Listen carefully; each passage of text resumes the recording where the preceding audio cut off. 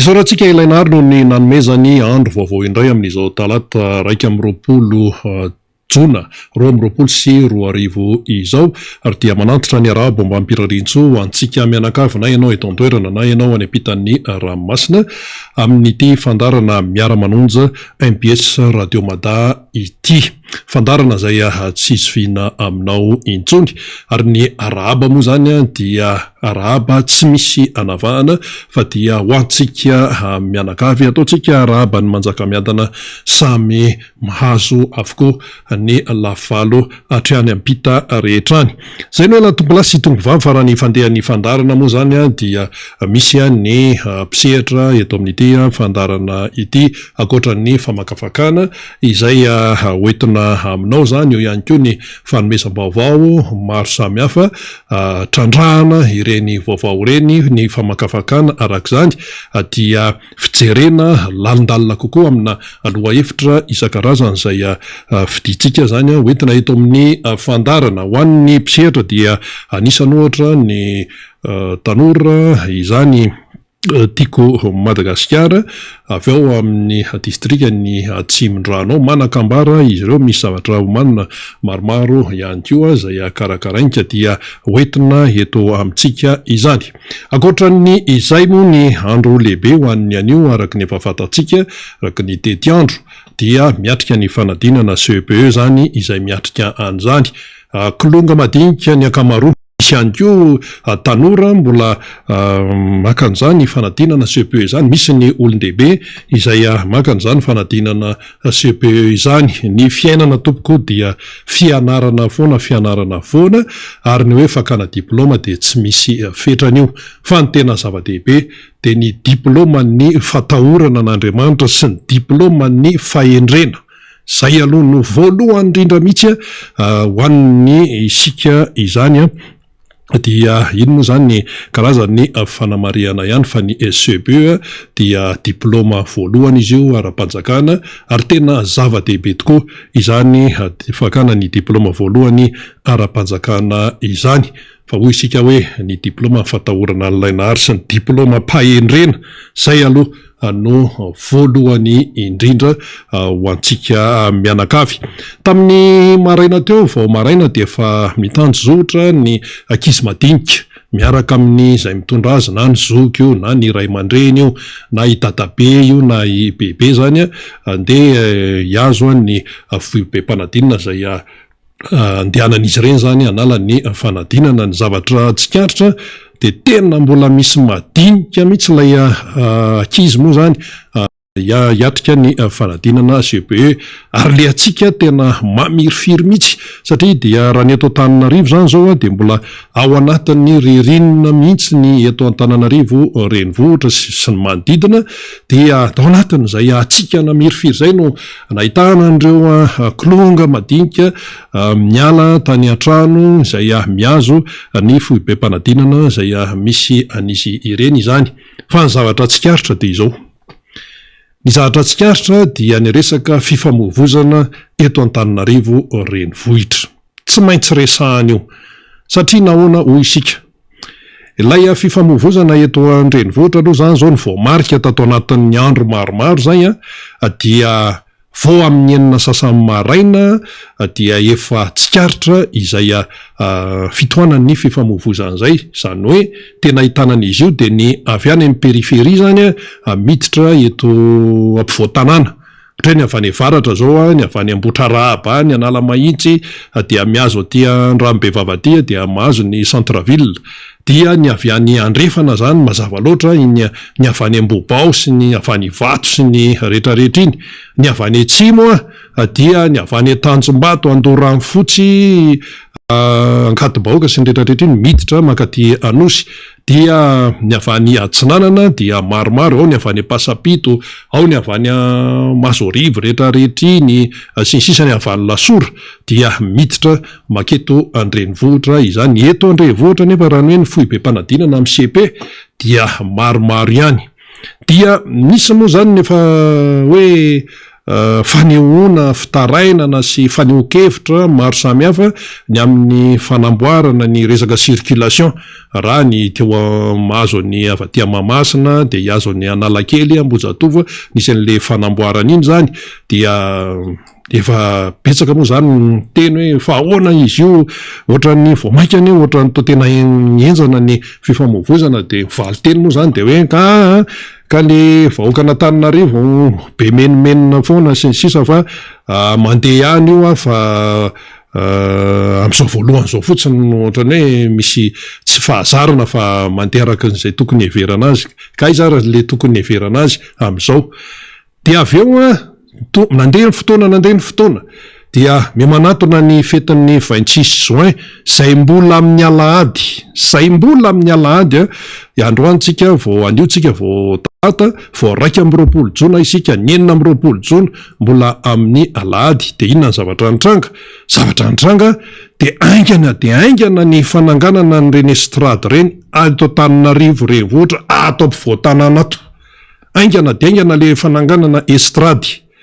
dia ino moa zany zay no fanapa-kevitry ny zay mpikarakara fa dia inona moa ny dikan'ny estrady fety lay estrady efa natsangana tsy estrady ray fa estrady mihoatrany ray ary le izy ao anatina toerana zay tena mahabetsaka ny circulation sy ny fifamoivoizana ho an'ny fiarakodia indrindra no nametrahana an'izy ohatra hoe eo anosy zany dia mahazo ny Ampefilo dia eo amin'ny alohan'ny Carlton eo mihitsy dia misy estrady zany dia le fifamoivoizana atry Mahamasina makany Analakely Ambojatova mbola raha mahita aloha zany ny fahasaranana ao anatin'le izy aloha dia mbola nampintia fananganana estrady ity indray ny fanadinan'ny zanaky ny malagasy nefa dia anio talata zany hoe inona no mahamaika dia amin'ny talata dia fananganana estrady miteraka fahatapahan-dalana eto Antananarivo renivohitra ary lisy tena ato anaty tanàna mihitsy le izy ato anaty tanàna mihitsy no misy an'izay fananganana estrady izay estrady anaovana fety dia zay ny fanontaniany rehetrarehetra hoe inona no mahamaika ananganana an'le izy zany nefa ny zanaky ny malagasy za tsy teny hoe zanaka Antananarivo fa zanaka malagasy ireo zazy ireo tompoko ny zanaka malagasy mbola hiatrika ny fanadinana CEPE zay fanadinana zay tena hoe manamarika ny fiainan'ilay zaza dia raha hoe hiatrika fanadinana zany tokony amiraina daholo ny zavatra rehetrarehetra anisan'izany ny fifamoivoizana tena hoe manao ny aintso-zavatra ny mpitandro amin'ny filaminana raha hoe ny hita zany zao hoe ny avy any amin'ny périphérie miditra makaty Antananarivo renivohitra hoe iny Analamahintsy iny zao zay vao tamin'ny maraina nandalo tamin'iny tena manao ny aintso-zavatra amin'ny polisy nasionaly eto ny resahana tena miezaka amin'ny polisy mandamina ny fifamoivoizana fa rehefa midikiditra ty anaty tanàna ty dia manao zay ho afany any ny polisy zany fa tsy mahovoka firy satria maninona le lalana andanana mihitsy lasa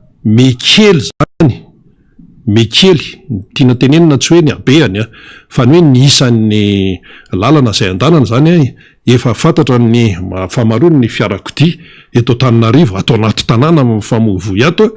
dia mbola miampindray zany ny fahatapahan-dalana noho ny fametrahana estrady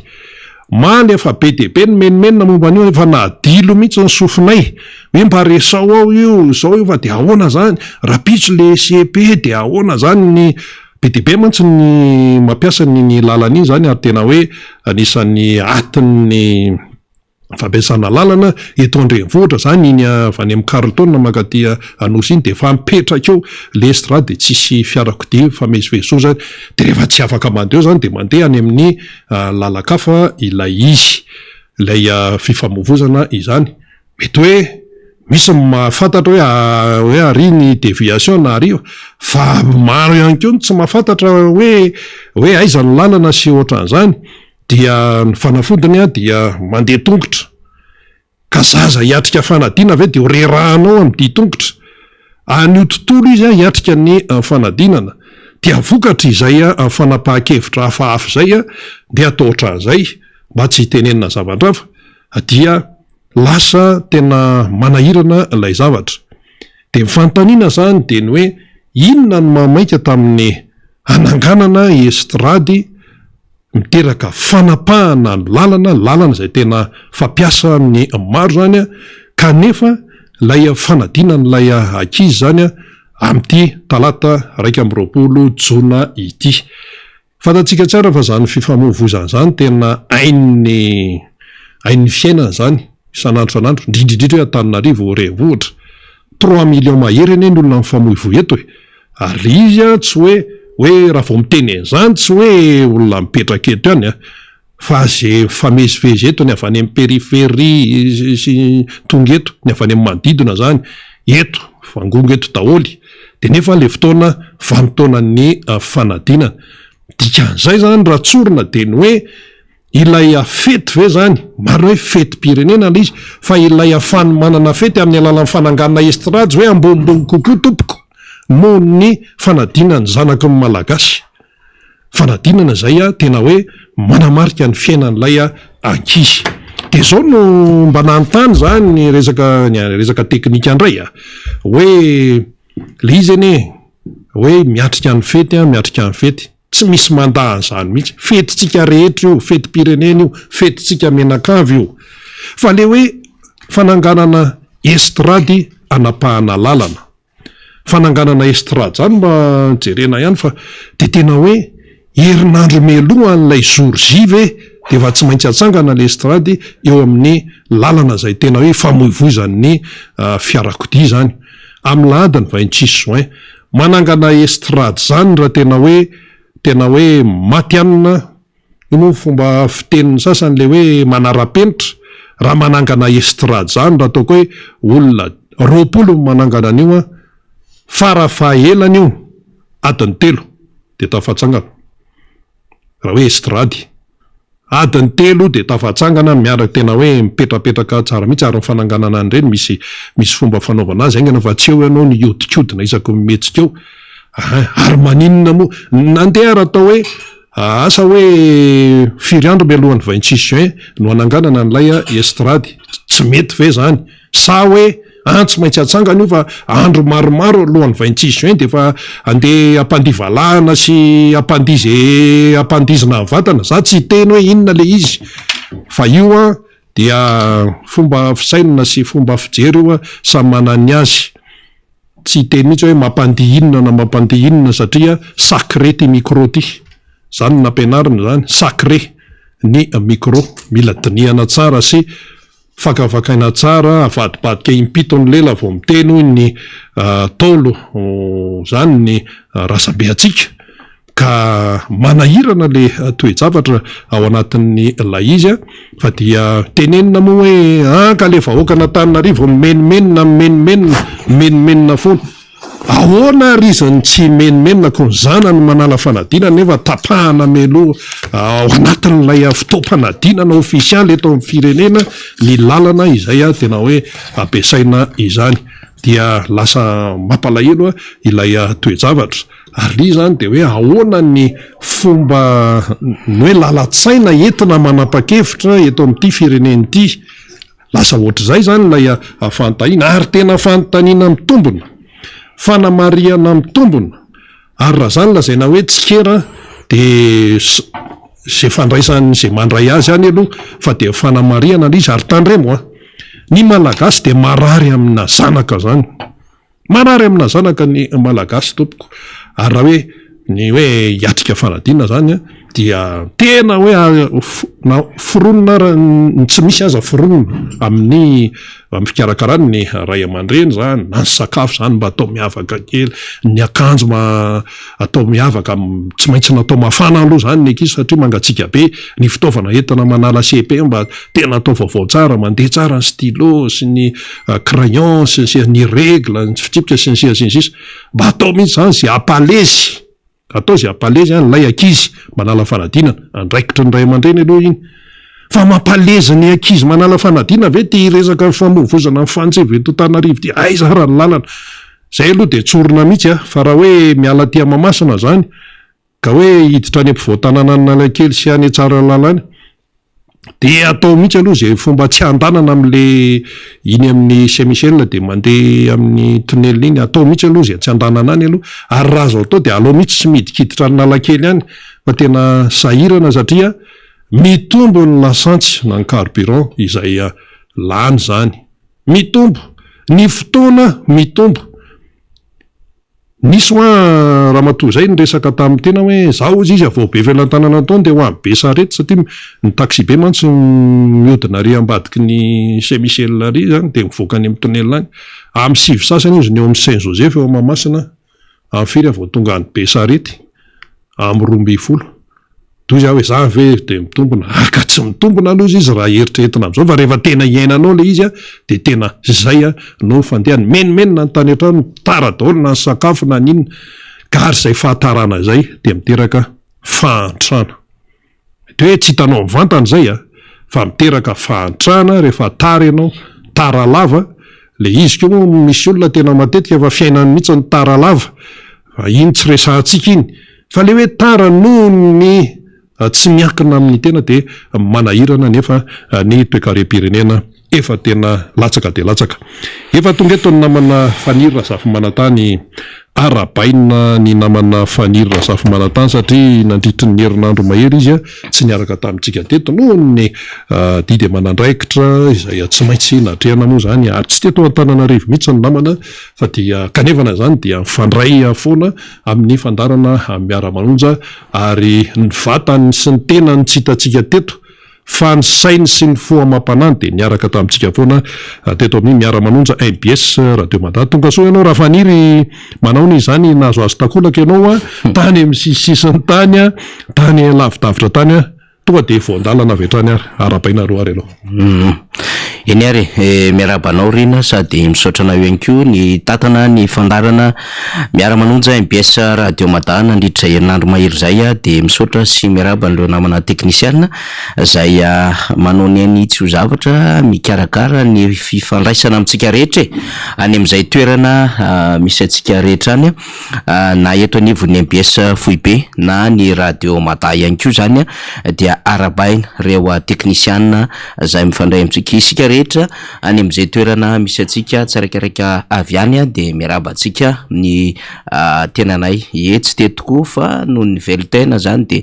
tsy maintsy ny zaza zay rehetra mahasoa tany ambadimbadika rehetra tany de natao zay zavatra mba hatsatsara ny fiainam-pianakaviana ny ahafahana mandrindra ny hoavin'ny taranaka de somary nandao kely ny tanàna zany fanaizana zany mifandray tamintsika pakafy namana havana sy tapaka rehetrarehetra isanandro zany mahafantatra hoe inona ny zava-misy vaovao amin'ny firenena fa ny somary manahirana rina de ny fahazona zany ny vaovao any amin'ny faritra rehetra zay nale tany satria distrika maro moa no nitetezina tamin'izay nale tany dia tsy mahazo vaovao azory zany atao réel zany ny namana ny vahoaka ny praitan-drazana any amin'ny toerana zay nale any grâce misy an'ity fandarana miara-manonja ity de mba ahafahan'izy ireo ihany mandrovo ny vaovao na amin'ny alalan'ny onjam-peo ny MBS zany na amin'ny alalan'ny Facebook sy ny YouTube zay manana megady afaka mandray izany tena betsaka ny fifanakaloza-kevitra fifanakaloza-baovao tany amin'izay nale rehetrarehetra tany tsy ho vita eto ny resaka an'izany satria moa ny antondia tany amin'izay nale any tena tany de antondia manokana tsy sidirany raha politika tsy sidirany raha miara-manonja fa zay izy volagny takeo zay hoe resaka velotena lizy de tsy maintsy mandeha mizazazy mety mahasoa ny fianakaviana mahasoa ny tena zany anatin'izay fotoan'izay fa tsy afa-misaraka amin'izay nefa ny andraikitra maha-olo-pirenena sy ny hoe mibanjina ho an'ny tandrazana ny maraina sy ambadiky ny amaraina dia miresaka amin'ireo praira amin'ireo malagasy zay pray tandrazana amin'ny tena difitry ny problema daholo ny malagasy rehetra any amin'izay ale rehetrarehetra any ary tena atsapana amin'izay sehatra rehetra lalovana fa tena sahirana mijaly mahantra fahadiranovana lay vahoaka malagasy mandeha mitsaka sy mitety lalambe rehetrarehetra iny de fahitana amin'izay ny fitafy, ny fitadiavana zay hoe anina hoanina, ny fivezivezena any an-tsaha rehetrarehetra any, ny zavatra taterina mba ho avadika vola zany, ny fontsy masaka akondro zany tiako tenenina zany, ny ampalibe, ny resaka lamody, mokonazy ny resako zany, ohatrohatran'izany ny fiainan'le olona. Na io misitrika kely an-dranomany de makatrondro de renina avadika vola zany, efa tsy betsaka le izy fa vitsivitsy am'izao fotoana zao. Zara zany fa misy an'ilay eo amin'ny $1 eo. Ny fomba fandrefesany Banque Mondiale mankorina de tsy le $1 mahery iny fa $2 mahery 5.10. Zay ny fomba fandrefesana azy, ny hoe raha vao latsaka zay zany ny vola miditra amin'ny isam-batan'olona isan'andro de midika zay fa mahantra le firenena iray, ary zay ihany no ijerevana ny akapobean'ny fiainan'le vahoaka zany. Ka rehefa tena mijery de zarazara raha mahita 4,000 na 5,000 zany lay vahoaka malagasy mandeha zay eny amin'ny lalana rehetrarehetra iny, ary na miasa ara de hoe manao an'le asa fotsiny, efa hoe asa mahazatra fa tsy asa mitondra famelomantena sy mitondra zay tena hoe hoaviny taranaka faramandimby zay. Ary ny akamaroany hita eny amin'ny lalana rehetrarehetra eny de tsy mianatra le zaza malagasy, fa inona moa ny atao any misy lalan-dratsy de manampina lalana amin'ny andro fianarana be zao, amin'ny 7 maraina, amin'ny 10, amin'ny 12, amin'ny 1, amin'ny 2, amin'ny 3, tsy maintsy mahita ianao zaza malagasy rovotra pataloha, zaza malagasy malotoloto lamba de manampina lalana, de manenjika mangata-bola. Taloha zany manenjika amin'ny lalana eny de mangataka tavoahangy, fa tafarafara taty de manenjika mangata-bola de antanina fa ngatsy mianatra de tsy efa tsy nianatra tam'ty année scolaire ty. De tamin'ny année scolaire iny zany, tamin'ny tondasa zany de hoe ny tapataona no mba nianatra, fa ny tapataona tsy nianatra, de zao efa tsy mianatra. Ale tsy mianatra de tsy mahatody any am'le hoe taona fahadimy na classe de CTM intsony zany le tokony hoe anala CPE zany. Ho an'ireo mianatra indray de tena mianatra fa mandeha dia tongotra kilometatra maromaro de zara fa mihinana, de rehefa avy mianatra indray de mbola mikarika hoe ahoana ny sakafo, de loza ao anatin'izy rehefa misy tovovavy kelikely indray zany de adalaina lehilahy zany de manjary le avenir mihitsy mipotika de lasa zay bevotraka ekibo, lasa bevoka amin'ny tsinazy zany, satria indraindray no le hoe fiainana mitady vola de vidina mora azo amin'ny zavatra kely, tsisy dikany zavatra hita tany amin'ny fiarahamonina zany. De rehefa miresaka amin'ny namana indray de hoe ahoana ty zava-misy ty, na miresaka amin'ny olon-tsotra betsaka ny nafantatra ny tena tany amin'izay nale rehetrarehetra tany de samy taraina hoe tsy tafavoaka tsony, tsy mety tsony le fiainana, tena tsy hita zay ilazana azy zany, tena fahasorenana, tena fahakaviana, ompa zany mandeha daholo rehefa menanao. Ary nisy ara fotoana misy tsy napoziko ny onako tamina ray aman-dreny lehibe anankiray zay mifampizara fotsiny zava-misy rehefa miresaka raharam-pirenena, de tena andranomaso mihitsy ny resahany hoe tena vita ny anjarako, 17 taona zao renim-pianakaviana io lasa ny vadiko, fa zany nandraikitra ny zavatra rehetrarehetra, fa vita ny anjarako, fa tena ho an'ny taranako tsisy ninina azoko apetraka aminy, satria nivarotra tany zay tokotany, nivarotra lakoly mazava ho azy zany, ny trano zara fa misy trano kely tolona kely tsisa hipetrahana ao anatin'izany. Hita masony teny fianakaviana tsy latsaky ny 9-10 mipetraka ao anatin'le izy, de olona nanana maizy azy fa ao ny anatin'izay lasa mitondra bajaj, lasa mibata entana, lasa miasa amina gargoton'olo, nefa olona mba nanana fiainana tsara tamin'izany fotoanandro zany, ary mba nanana hoe mba misy congélateur atao anatina trano, nanana kanaly saty mba afaka nijery zay vao azo nijerena, fa varotana ny tele sy ny sisa, satria memafy mesarotra le fiainana, ary mba mpambolo lavany, nefa tsy mandeha araky ny tokony izy. Am'izao fotoana itenenantsika zao misy amina toerana ho iaho mbola misy tsavaky moa lavany any misava zany, fa aty amin'ny toerana tahaky ny diana aty sy any amina toerana hafa de misy mivanga lavaniany 25,000 ariary ny kilo ny lavanily verte zany, satria ny vanily fiainan'ny olona any faritra, surtout faritra varatra iny, même mahazo amin'ny Sofia iny zany, mahazo diana, mahazo sava, fiainany zany, mahazo analanjirofo bon nisy mo fivoriana nanangana n'le conseil national de la vanille le CNV mbola resahako iny rehefa tonga ny fotoana fa izy jiaby le coco menakavy le piketriketrika menakavy ny ao anatin'izay adevitra zay fa aty am'le tena piketriketrika le tena hoe mpamboly de tena fafankio mihitsiny nefa io lavany io tena fiainan'ny olona any am'faritra de le olona samy bosy le olona samy neverina fa opérateur tokony hitsinjo an'le vahoaka any ambanivolo mahalala sy mahita an'le fiainany any miezaka manambaka amina fomba samihafa am'le mpamboly de tsy kakitsika raha ohatra hoe potiketronyio le fiainan'ilay vahoaka malagasy any amin'ny faritany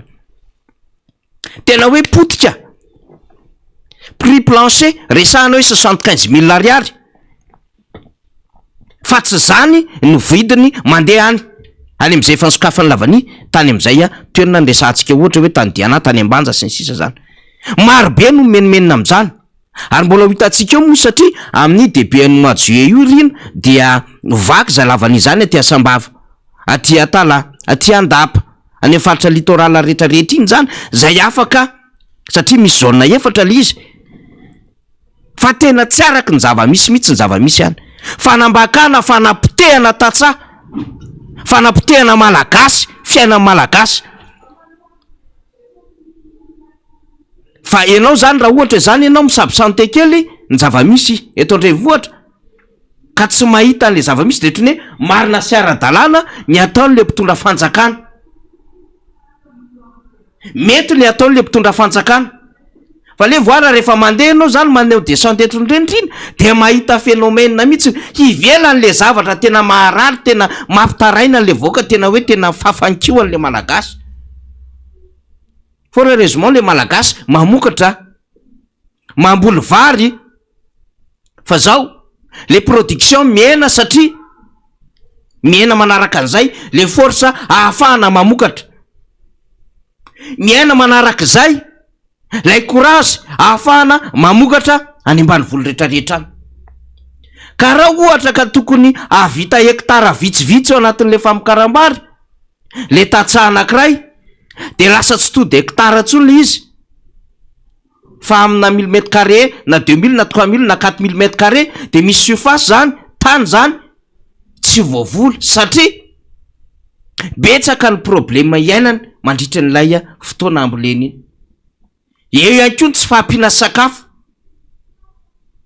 zany rehetrarehetra zany zava-misy daholo zany defa mandeha anao any amin'ny lalina rehetrarehetra tsy possible mihitsy ny zany hoe any amin'ny faritra avaratry ny nosy ianao zay tanàna toerana tsisy mpangataka mazava tsara zay teniko zay tsisy mpangataka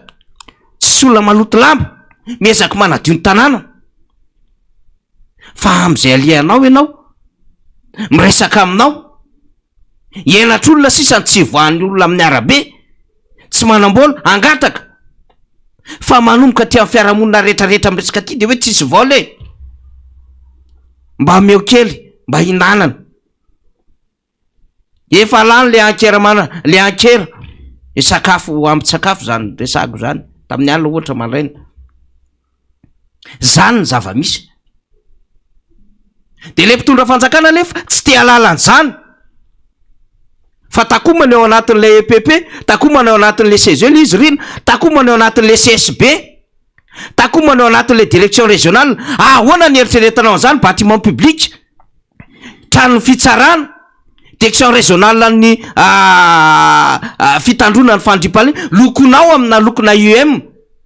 le lokona UM nge tsy loko mpanjakana programme an'olona hitondra le UM ohatra le code couleur dress code nylay TGV orange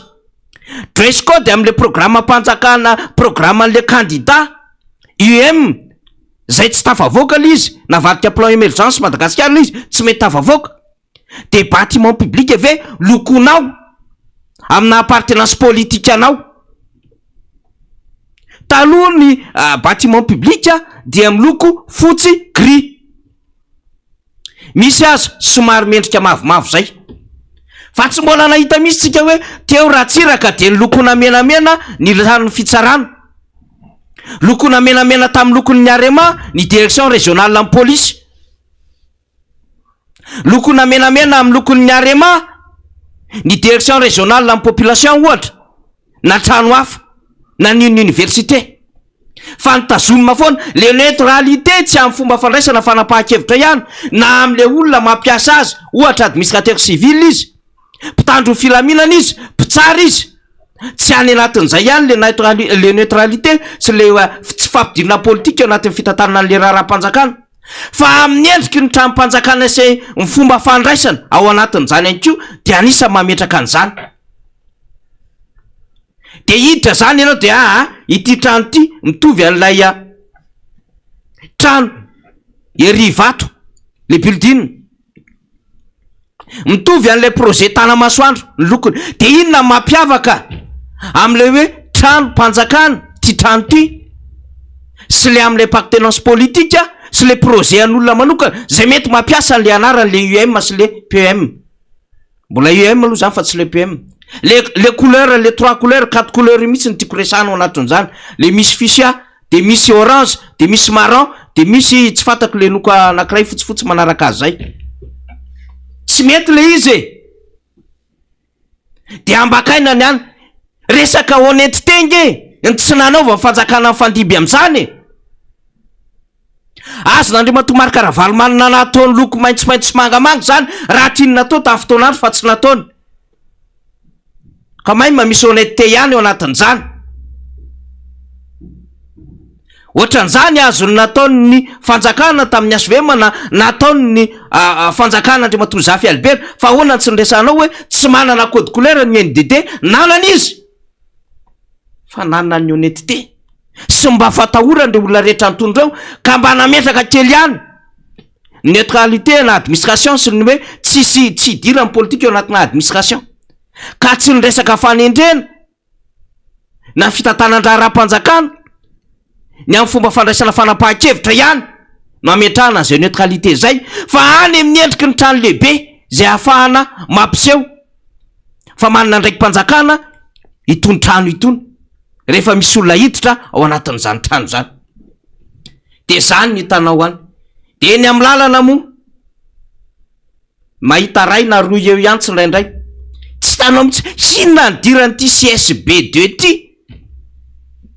mahazo amoron-dalana fotsiny, tsy teneniko aiza ilay toerana anankiray nisy an'izay, fa tsy misy tanàna mihitsy manodidina azy. Fa ny tiana tokavana amin'izay de hoe mba manao an'le CSB2 de hoe misy foto-drafitrasa amoron-dalana mba ho hitan'ny olona de mba miasa hono le fitondram-panjakana. De lasa état entrepreneur alizy. Ary de io ny resahako foana hatramin'izay, nanao ohatran'io daholo nge fandimby rehetra teo hoe. Satria zany ao anatiny ny andraiky mpanjakana zay dinihana ao anatin'ny conférence budgétaire rehefa mandeha any amin'ny district sy ny région. Tafiditra ao anatin'ny ordre de jour moa ny loi de finance zao fotoana zao. Diditra ny assemblée de andeha session plénière. Mbola hoentitsika eto mahakasika ny loi de finance 2023 io. Oui, 2020, oui, loi de finance 2023. 2022 plutôt, loi de finance rectificative. Mbola anatiny tsika zany zao. Le nasipantsina. Mialatsy indrindra tompoko. Reny zany tsy maintsy misy ny foto-drafitrasa ao anatin'izay. Fa le andraikitry le fanjakana hoa efa nresahako tamintsika foana. Ahoana ny anatsarana ny fiainam-ponina ny vahoaka, ahoana ny anatsarana ny vidina lavan'io, satria io zany resabe mandeha amin'izao fotoana zao. Enao le milaza fahakarina telo eny nampidinao midina telo eny le vidiny lavany amin'izao fotoana zao. Lavany 150 000 à 200 000 ariary, menjera ty amin'ny 25 000 ariary amin'izao fotoana zao. Tsy haiko menjera firy zany rino. Chute libre. Grave zany izany nge ny andrasana aminao fitondram-panjakana io fa tsy hoerahoera sy matokamby sy midedaka fotsiny ianao hoe zay nanamboatra EPP de nitokana pavé kely tery ndretrarehetra teo nanao an'izany fa tsy matikambo. Tsy nanao an'izany ho fitaova politika nanaovana communication ka hoe zany ny tena naseho na vita mihoatra ny nataonao ndretrarehetra. Raha resaka ohatran'izany natao azo verifieny zany any amin'ny archive rehetrarehetra, ny donnée amin'ny banque mondiale, ny FMI, ny BEI, banque européenne d'investissement, any amin'ny BAD sy mibady any amin'ny vondrona européenne, azo verifieny zany ny FD sy ny sisa. Hoe nanao fotodrafitrasa daholo zay mpitondra rehetra tonga teo, satria fantatra amina situation démographique rehefa mitombo ny isamponina, mitombo ny isan'ny fokotany, mitombo ny isan'ny commune, mitombo ny isan'ny district, mitombo ny isan'ny région, dikan'izay mitombo ny filana amin'ny fotodrafitrasa. Taty amin'ny première république tsika nanana 5 millions d'habitants, deuxième république niakatra 6 hatramina 10 millions d'habitants, hatramina 16 millions, tsarotsika tsara zany. Troisième république niakatra 20 millions, troisième république tapany faharoa niakatra, de niakatra zany tonga 27 millions 28 millions izy am'izao fotoana zao, raha ny adevitra mandeha any ambadiky any. Marina fa misy an'le RGPH 3 le fanitsana mponina sy ny trano fonenana, fa somary efa mitombo zany am'izao fotoana zao. Ka raha mitombo ny mponina, mitombo ny filan'ny mponina,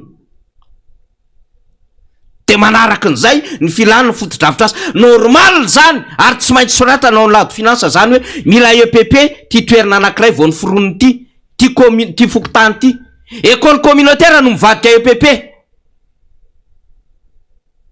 mila CSB ty commune vao ny foroniny ty,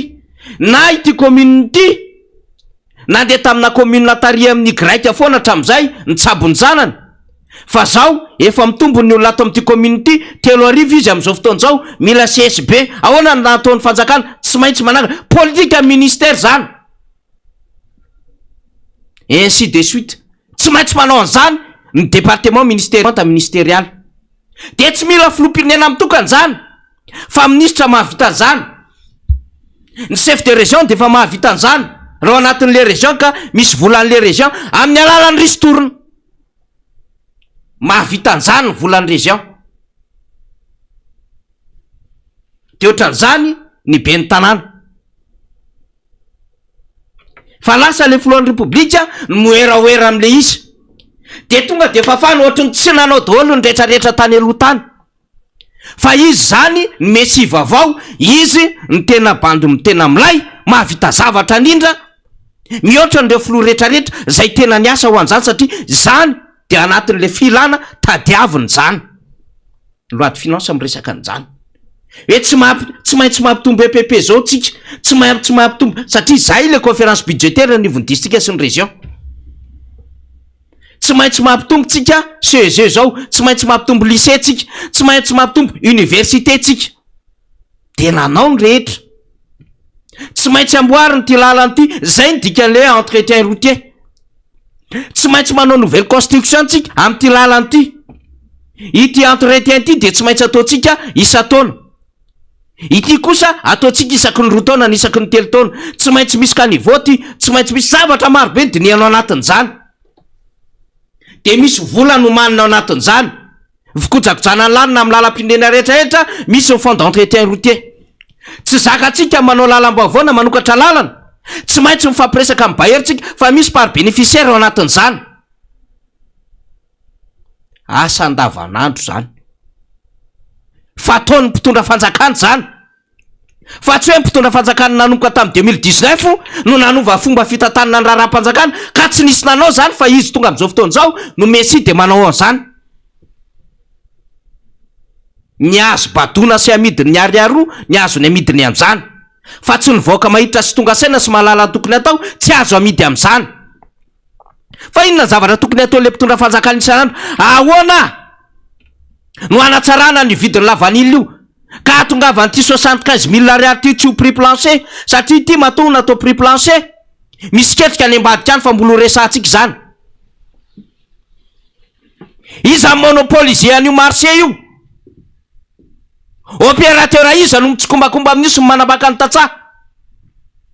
Fa nanino io taty amin'ny 200 000 ariary sy tafakatra tany tsony, fa ny anjera aty amin'ny 75 000 ariary. Zany asan'ny fitondram-panjakana mitady an'izany, fa tsy mamodika an'le prix. Ity resaka jirama ty milaza ianao fa manana herinaratra ampitombo ny puissance 400 mégawatt 800 mégawatt tsy mijery ny mpitondra rehetra teo aloha ianao nahita ny fandrosoany Senegaly nahita ny namanao any amin'ny firenena afrikana sisisany de hoe reto ny puissance tadiavy ny firenena oatra zao ary zao ny vokariny firenena zao zany nataontsika ty Madagasikara tonga eo ianao allez voir mienjera le izy délestage isanandro comment ça fait-il ao anatin'ny 24 heures ianao mieritreritra n'zany hoe adiny 4 ihany misy jiro mandeha de inona ny toe-karena mandeha an'izany fiarikarena inona ny mety am'izany nefa fantatra fa ny angovo no manatsara ny fiainan'ny olona ny angovo no manodina ny fiainan'ny orinasa sy ny industrie indrindrandrindra fa betsaka mipery tao anatin'izany zany le asan'le mpitondra fanjakana ahoana ny atongavany hoe zéro délestage zany geny andraikitra andrasana an'le fitondram-panjakana e ahoana ny atongavan'le zéro délestage fa vao mainka mafy le délestage am'izao fotoana zao ary tsy nahavita mission le ngia iany rajoelina tamin'ny 2018 le milaza fa manana vahaolona momba le délestage de nanaovana oeraoera misy tam'izany rehefa manapika interrupteur nareo misy ny délestage ka mampirehitra nyty jiro ty de tsarova hoe an'izay andry fa vao mainka mitotona ny fahafankioan'le vahoaka malagasy dia ataon'ny olona fomba firesaka rehefa mipika ny délestage mandeha ny délestage de an'izay andry zava-misy zany fa tsy tsika mamorona dia ahoana zany nanatsaranao an'le tontolon'ny angovo ka tsisy délestage azo raha misotro madio le vahoaka malagasy zay nge ny andrasana aminao e ahoana no ahafahanao manao redressement ny jirama io ahoana no ahafahanao mamiantoka vahoaka malagasy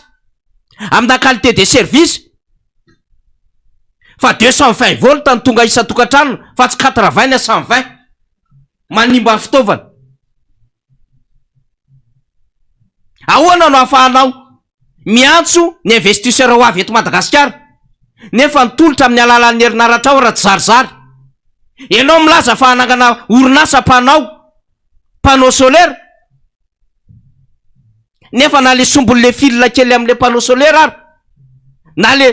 produit anamboarana an'le panneau solaire ary le matériel tsy tonga eto aminao akory mandraky ty ny androany na le vato fototry le orinasa anao an'izany ary tsy hita akory ianao milaza fa manana solution ianao amina resaka carburant ianao etanol aiza le orinasa napetraka le vato fototra ao difotry mibozaka ao le parpaing tsisy le orinasa dia ahoana zany viditsoloka hiakatra io zany nge ny ilaina aminao mpitondra e ahoana ny alatsaranao karama mampiasa malagasy na mpiasa tsotsolo na any amin'ny tsy miakina ahoana nanatsaranao ny endriky ny fanabeazana ho an'ny malagasy ka fianabeazana tsy mitondra fanambakana na fanabadona ny misy fa fanabeazana mitondra fahampantrona ho an'ny vahoaka malagasy ahoana na fahanjoky olona miatrika fisotrondrononona ka rehefa retirety izy sady mandeha ny installation ara-dalàna mahazo ny pension izy fa tsy mitebiteby tsy mbola amoronona digitalisation ndraika izy efa antitra amin'ny tsirepirepo masina efa tsy ara-dalàna ny fahasalamana no mbola ovizanina ilahatra amina karta zay tsy hainy akory na fomba fampiasana azy ary telefônina fo zara tsy hainy mampiasa azy mainka mbola hosairanina ndray amina digitalisation ilahatra ady ny firy zany ny ilaina n'le mpitondra fanjakana zany fa raha resaka hoe ndeha hanamboatra trano izany tsy mahavita an'izany e fa nareo raha ny tena manao trano kitoto jerevo ny trano anomena be mivoaka ny Facebook rehetrarehetra io jerevo retoerina amin'ny université rehetrarehetra mitritra ny EPP mitate maika fotsiny ampiseho an'le hoe manao zavatra le fitondram-panjakana de fa nino maso any le vahoaka malagasy fa tena mazana zany zavatra resantsika zany fiainana any am'izay ale rehetrarehetra any zany tsy manam-bola le olona tsy afaka manao investissement am'izay tokony ho ataontsony le malagasy tsy mba mahavita vakansa kely tsony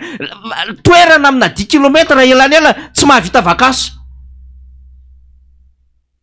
de ohatry ny faly fa hoe misy tolotra fahafa eny anivon'ireny telefônina reny de afaka mangataka avance de zany sisan'le fiainan'le malagasy mangataka avance am'ilay iny ty opérateur na telefônina tony any aratsy voalo 20 000 30 000 ariary dikan'izay maro-pandrefesan'le fahantrany le vaoaka malagasy andresantsika zany ka io mila misaina tsy mahavita terrain anao de milay fa ngany rehetra tsy nanao terrain teto fa mahatsapa ny rehetra hoe olona aloha vo ciment olona aloha vo fer vo vy olona aloha vo béton ahoana ny ainan'le olona am'le fiainana mba hatonga azy manana sécurisation tena milamina tsara izy any am'izay rehetra ataony zay rehetra alehana de zay fananana zay sécurité zay no tadiavina ahoana no ahafahany milaza fa azo antoka ny taranana karaha mampiana-janaka izy de mba hanana zay zavatra ahafahany miaina le zanany raha pitso raha afaka pitso fa zao zavatra hitatsika rehetrarehetra zao tsy mihinan-kanina intelo isan'andro le vaoaka malagasy tsy mahavita manao vezivezy era Madagasikara ntsony izy tourisme ato anatiny ara tsy vita ntsony ahoana nahafahany voaka ny ivelany tsy mahavita mitsaby tena dalàna ntsony izy satria tsy manam-bola ahafahana mandeha ny MCSB de lasa voatery mividy fanafody marary ando tsy mahavidy fanafody hoe tokony traitena 3 jours fa paracetamol ve na mavidina anankiroa ny voavidy metronidazole na vidina roa ny voavidy de lasa kely fotsiny le aretina fa tsisy fikarakarana maharitra le aretina tsy mahavita tsony makany amina CSB zany ny amin'ny fanjakana ary zany ny atoany lalam-pandroenana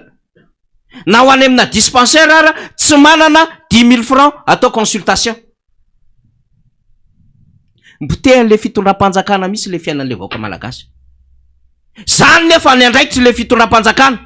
fa tsy hoe entrepreneur zay de manao kely pavé kely apainina 80-100 mètres ry de matikambo de mitokana EPP de mitokana CGE kely ery de mitokana tranona direction régionale de fantanina nefa miliara entina daholo zao korofitra rehetrarehetra zao ianna secrétaire andray ianna chargé de mission ianna membre en cabinet andray ianna tsy maintsy mandeha ianna manao attaché de presse entina daholo ritsaina misy le volam-panjakana amina déplacement ny vola lany amina déplacement no betsaka noho ny vola lany amina construction amina fandanina fanamboarana de anjaranao vahoaka zany de rehefa aveo anao rehefa mimenimena sy mitabataba ary rehefa miomana ianao misy zavatra hitrangetronyzao de meno karazana diversion ianao vahoaka malagasy de ovinona ny spectacle na pire évangélika malaza be iny tsy laza olona hatram'izay ohatriny na vidibidirina tany amin'ny collégion manahazo foany mpiriny indrindra moa atao gratuit fa zany mbola anatina diversion daholo zany de foroporoniny eo ty tsodrano rehetrarehetra ty tsisy toerina ho any ratsy fanahy zany eto ambonin'ny tany ary ianao rehefa mandainga sy manitsakitsaka mamono asina anty Madagasikara ty na inona ataonao rehefa tsy mivavanao no mifona ho an'ny vahoaka malagasy ary mandoalitra ny amin'ny zavatra tsy nety nataonao teto anty Madagasikara ty aza mieritreritra ianao fa olona ray amin'ny metsodrananao amin'ny vavana de mieritreritra ianao fa izany nanaovana diversion fa mba olona misaina le vahoaka malagasy io mba mahafantatra tokony atao le vahoaka malagasy io fa tsy azonao fitahana amin'ny zavatra ohatran'izany tena variana misy tsika hoe atraiza fa nga samba ny olona io nandeha nandoalika manao hetsika any amin'ny palais des sports manao hetsika miaraka amin'ny Pierre Pedro sy ny sisa fa apitsony iny efa afany nataony nyresany vavany afany ny ataony ny tanany mivavaka ery Mamasina rinini-doni miary ny resaka tany Anosy Belleville gadrainy ny vahoaka mitaky ny fahafahana ny rininodiny vonoana ampijaliana zany ve anao no miresaka hoe manam-piovana ametraka demokrasia akasitrahan'Andriamanitra ve zany ho hitantsika io sara hafa ny ambara ny vavanao mietsiketsika ery anao manao an'le bale fa nga reny ataotao fotsiny fa nga ty resaka communication ohatran'izany de mieritreritra ianao fa vendrana le vahoaka tsy atakatra mihitsy hoe inona ny ao ambadiky ny manipulation be da be tianareo atao iny efa fika efa nandeha io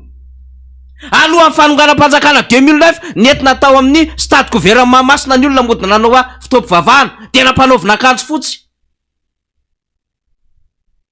tena andeha fanonganam-panjakana nanomboka teo Ambohijatovo nitokanina nikanjany demokrasia nidina teo amin'ny 13 mai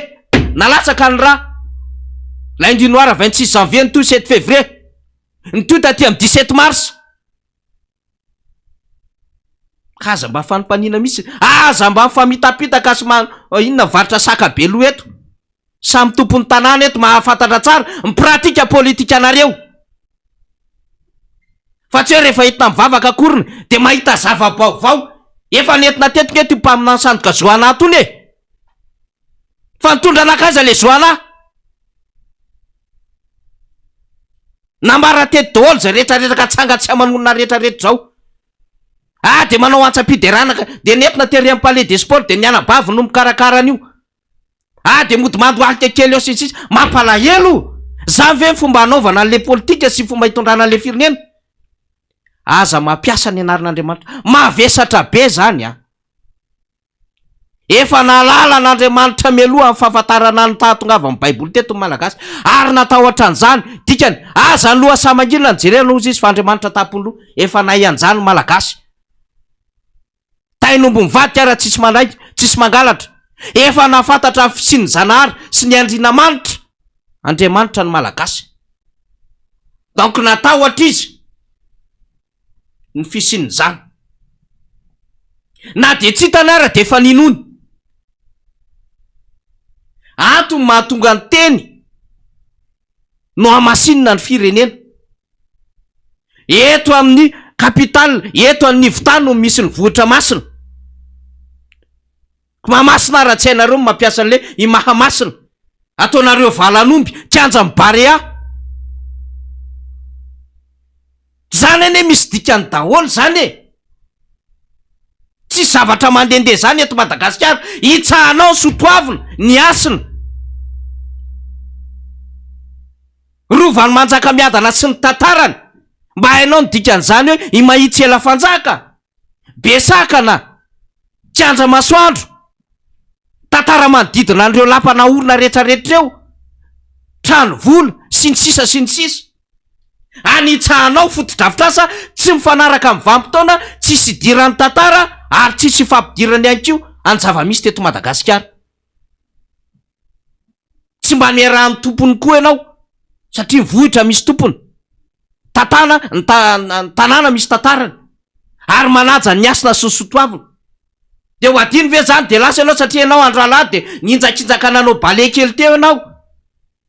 de misy mpanakanto anankiray de hoe ionona nononona tamin'ny vavany teo de mieritreritra fa adiny daholo ny zavatra rehetrarehetra non mbola tsy ponitsika mihitsy ny ao amin'ny baiboly miresaka an'izany fa raha tsy toetra ny resaka lainga ny fitaka tsy azonao ny rariny zany e ninninona resahanao ary betsaka moa ny commentaire hitantsika mikasika ny zavatra iny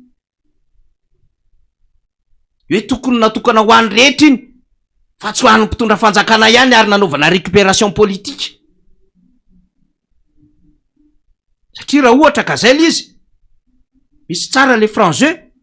tikan'izay le mpitondra fanjakana mihitsy zany a partir an'iny tany lahady iny ny miantso concertation nationale ndao ara-fahalamina ny firenena satria tena sy tafavoako tsika ty za raha teo efa mba nandeha ny vavaka zy moa samy nataon'Andriamanitra mifakahita teo zay teneniko hoe mahay io Andriamanitra io ao anatin'ny fotoanan'izy irery minjakinjakary miaraka amin'ny mpomba azy manaonao an'izao manipulation na resaka fivavahana rehetrarehetra zao nefefika hoe maty miantso tianala mahitsy any daholo ny olona mandeha satria autorité morale tsy azo tsinotsoniaviny zany efefika min'izany mandray ny afatra message ary mametsaka ny asina lehibe hoe ahoana ny fomba hahafahana mitondra fandaminana ho an'ity fireneny ity. Tsy zavatra tongatonga ho azy reny, tsy zavatra mifandona amina vanim-potoana mandehandeha ho azy reny, fa misy forsa tsy ampozina ao ambadiko zany rehetrarehetra zany. Spirituel no tiako tenena am'izany. Ka manatsidika an'izany isika, miresaka an'izany isika ny amin'ny hoe ny atao hoe mitondra fanjakana, mitatana vahoaka, mitatana firenena, de tsy aventure io, tsy resaka kilengalenga io, fa tena zavatra masina io, ary zavatra goavana io. Ary ty Madagasikara ty hoa tsy azo atao tsinitsininy ty. Saripady ty Madagasikara ty, saripady ty. Raha ohatra ianao ka nametraka ho zava-dehibe ny fisian'Andriamanitra, na ninona ianao tsy nenina tamin'ny Baiboly tamin'ny 2019, ka nahandohalitra impireo ary ianao tsy ohatrin'izany no ahafahana fa hamerina sy hitodian'Andriamanitra amina olona zay heverina, fa nanao tsinitsinina ny fisiny nandritry ny fotoana zay nitantanany ny firenena sy ny vahoakany. Andriamanitra tsy azo vazivaziana ary tsy azo lalovina. Tsisy diversion politique zany amin'Andriamanitra, tsisy resaka kilengalenga zany amin'Andriamanitra, tsisy resaka calcul politique zany amin'Andriamanitra, tsisy an'izany. Zay mampiditra an'izany sy mampijabaka an'izany amin'ny fanjakana, anjara an'izany, mibaby amin'izany. Fa io tonga saina, io vahoaka io tonga saina, mahafantatra io. Androany ianao mivavaka rapitsa anao mamono olona anosy be, mandratra olona, de mba normal ve zany? Nangalatra sany soloko reo olona reo, ny resaka tanindrazana noho ny jorony, alors que tamin'ny herinandro ianao manao concertation nationale momba ny tany, tsy maintsy averina ny vahoaka ny tany, enjehana daholo zay resaka mafia manodina ny tany, de miaran'izany roninidoni, de dizaine na vahoaka anosy be, de samborinao de gadrainao. Aiza am'izany le lozika anao mitondra fanjakana e? Kitoto be. Zany no anisan'ny mampiteny antsika rina, tsy maintsy tenenitsika foana. Tsy avelantsika mandehandeha ho azy am'izao io mitondra fanjakana io. Sao de mieritreritra fa hoe anentana ny force, anentana ny basy, anentana ny media, anentana ny vola, anentana ny rehetra, de misy matahotra maneho hevitra eo, tsy a. Zay no etsotsika ny vahoaka malagasy ho tonga saina. Aza veriveren'olona amin'ny zavatra tsisy dikany, aza manaiky manipulen'olona amin'ny zavatra tsisy dikany, fa miainga amin'ny zavatra iainanao isan'andro isan'andro, ianao mivoaky ny trano sahirana tsy manan-koany io, tsy misy asa io, miainga aminao no atao hoe avenir no avinao. Zay ny amin'iny rina, mbola toizantsika ny fanadidinina rehefa aveo, satria misy lafim-baovao hoetika eo rehefa aveo iresantsika ny zava-misy, de aveo tsika miverina eto indray rena, fa ianao moa efa manana ny vahiny zay horaisina amin'ity maraina ity. Ya, ao anatin'ny raharam-pirenena daholo zany rehetrarehetra zany, ary fiainantsika isan'andro isan'andro. Indraindray tokoa isika voaka malagasy asa hoe tena efa piretin'ny fahantrana ve, efa tena hoe anatin'ny fahasairanana ve, de tsy mahita zany ny tena kipitsopitso zavatra. Zany indrindra ny tena antom-pisiny ny miara-manonja MBS Radio Mata tahaka antony. Raha to zany ka ataontsika hoe aravina lay antenenina manafaniry teo, de zao ny zavatra tsapa eto amin'ny firenena. Ny fomba fitondrana ny firenena malagasy raha ny zava-misy dia fomba fitondrana amina zavatra mivaona. Mivaona ny zavatra tanterahana eto amin'ny firenena, na ny fomba hitantanana an'ilay firenena malagasy. Mivaona, tany amin'ny voalohany mihitsy de efa mivaona. Ina moa no atao hoe mivaona? Ny atao hoe mivaona de hoe ity no lalàna arahana, ity ny lalakale zay filazantsika azy, ity lalakizorana, de iny zany no tokony arahana eo amin'ny fomba fitantanana ny firenena anankiray. Ohatr'izany daholo ny firenena maneran-tany, misy lalakizorana io, de ao anatin'izany ny lalàna sy ny fitsipika isan-karazany sy ny rehetrarehetra dia manaraka an'iny ny rehetra. Rehefa tsy manaraka an'iny de zay le antsoina hoe mivaona, aty ny lalana tokony ale, atia no andehanana. Ity zavatra tokony atao araka ny efa voasoratra sy ny soro-dalana, aty zavatra fandray no atao. Ohatra, raha ohatra zany miresaka firenena sika de inona ny hoe lalàna mitondra ny firenena anankiray raha hoe firenena demokratika ohatra Madagasikara, tsy ny lalam-panorenana. Ary misy ny fianana hoe anaja toy ny anak'Andriamaso ny lalam-panorenana. De ajaina araka ny anak'Andriamaso ve ny lalam-panorenana amin'izao fotoana izao, samy mahita sika menakavy. So matsy tenenina indray ampanohatra am'sikera foana zavatra fanontaniana tsotra fotsiny, ajaina araka ny anak'Andriamaso ve ilay lalam-panorenana. Valiny tsy ajaina araka ny toy ny anak'Andriamaso ny lalam-panorenana fa zavatra hafa no atao. Ao anaty lalam-panorenana tsisy an'izany hoe gouverneur zany, fa dia zavatra hafa no atao zany. De nalefa ilay gouverneur de tsisy miteny, de aveo moa zany mbola mafisina indray fahefany zany gouverneur tsy voasoratra ao anatin'ny lalam-panorenana zany. Inona ihany koa ny zavatra hoe tokony atao sy zavatra hoe tokony arahana zany amin'ny fanatanterahana ny fampandrosoana ny firenena. Ohatra zao hoe eo amin'ny rafin'ny kolotsaina ohatra dia mazava tsara fa hoe ilaina de ilaina ny fitehirizana an'izy ireny, ny fikarakarana an'izy ireny, zany no tokony atao. Lasa manangana Colisée ery anaty rova. Inona ny famatoran'ny Colisée amin'ny tantaran'i Madagasikara? Inona ny famatoran'ny Colisée amin'ny mpanjaka Andrianjaka? Satria Andrianjaka no nanangana izany antsoina hoe ino io amin'ny toerana misy ny hoe anaty rova io. Mila hay tompoko ny tantara, mila hay ny tantara. Fa raha ohatra ianao zany hoe tompona andraikitra ao anatina firenena anankiray, tsy mahay ny tantara ny firenena zay hoentinao, tsy mahay ny tantara ny vahoaka zay hoentinao, no maizy ianao tsy fantatrao, de inona no andeha am'izany? De io zao ohatra fotsiny hoe resaka Colisée io, tsy Colisée zany no tokony amboarina, tsy tokony Colisée zany no tokony atsangana, ary raha nangana zany tsy tokony eo no anaovana azy fa ny am'toeran-kafa, satria raha olona mahafantatra ny tantara mahafantatra ny hoe ny asina maizy azy tsy anao takan'izany. Zay le tenentsika hoe manao zavatra mivaona amin'ny tokony ho izy ny mpitantana firenena amin'izao fotoana izao. Dia hitatsika zao ny zavatra miseho na aty amin'ny atao hoe fiainana andavanandro ary dia mivaona ne io resaka hoe fampisina ohatra hoe ny resaka estrady etsero io. Ny ankizy manao CP zay aloha de hitrikitrihako mihitsy, ny ankizy manao CP tonga de tapahanao ny lalana amin'le tena fandehanana isan'andro ao Mahamasina ampahatratre amin'ny iny amin'ny devant Carlton sy mivoaka makany Ampefiloha any, ao anaty fotoana ny fanadinana le zaza malagasy de tapahanao ny lalana. Fanapahan-kevitra mivaona fananganana estrady hoy isika adiny 4 de vita.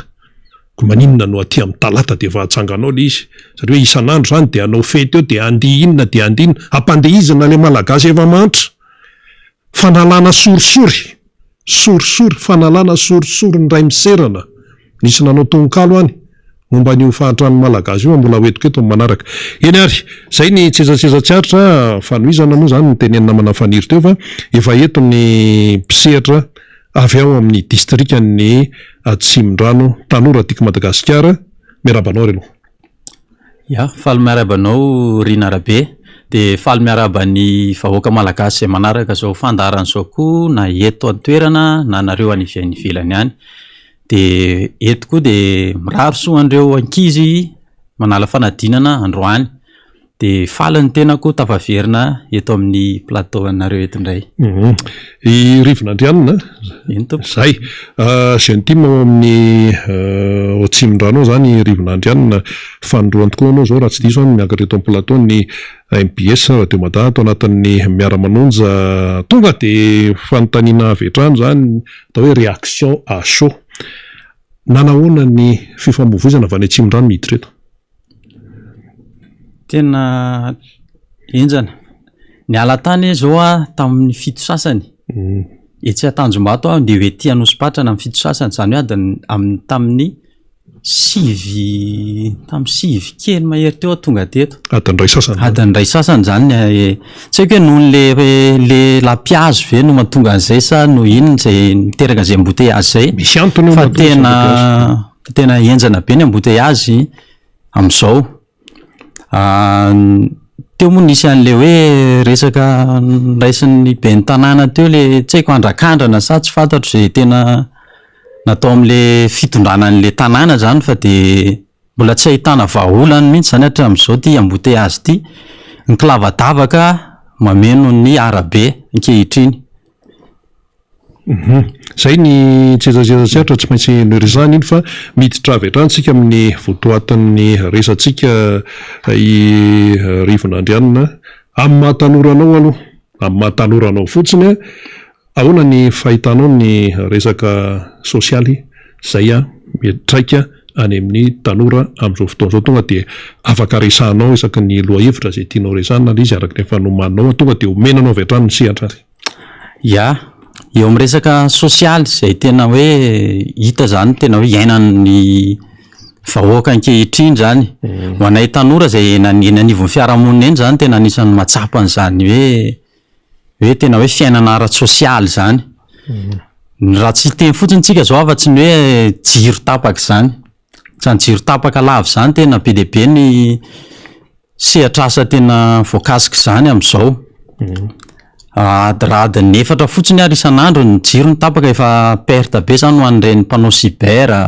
mpanao resaka impression reny amin'izao, mpitehiry trondro na zavatra anaty vata fampangatsiahana reny de efa tena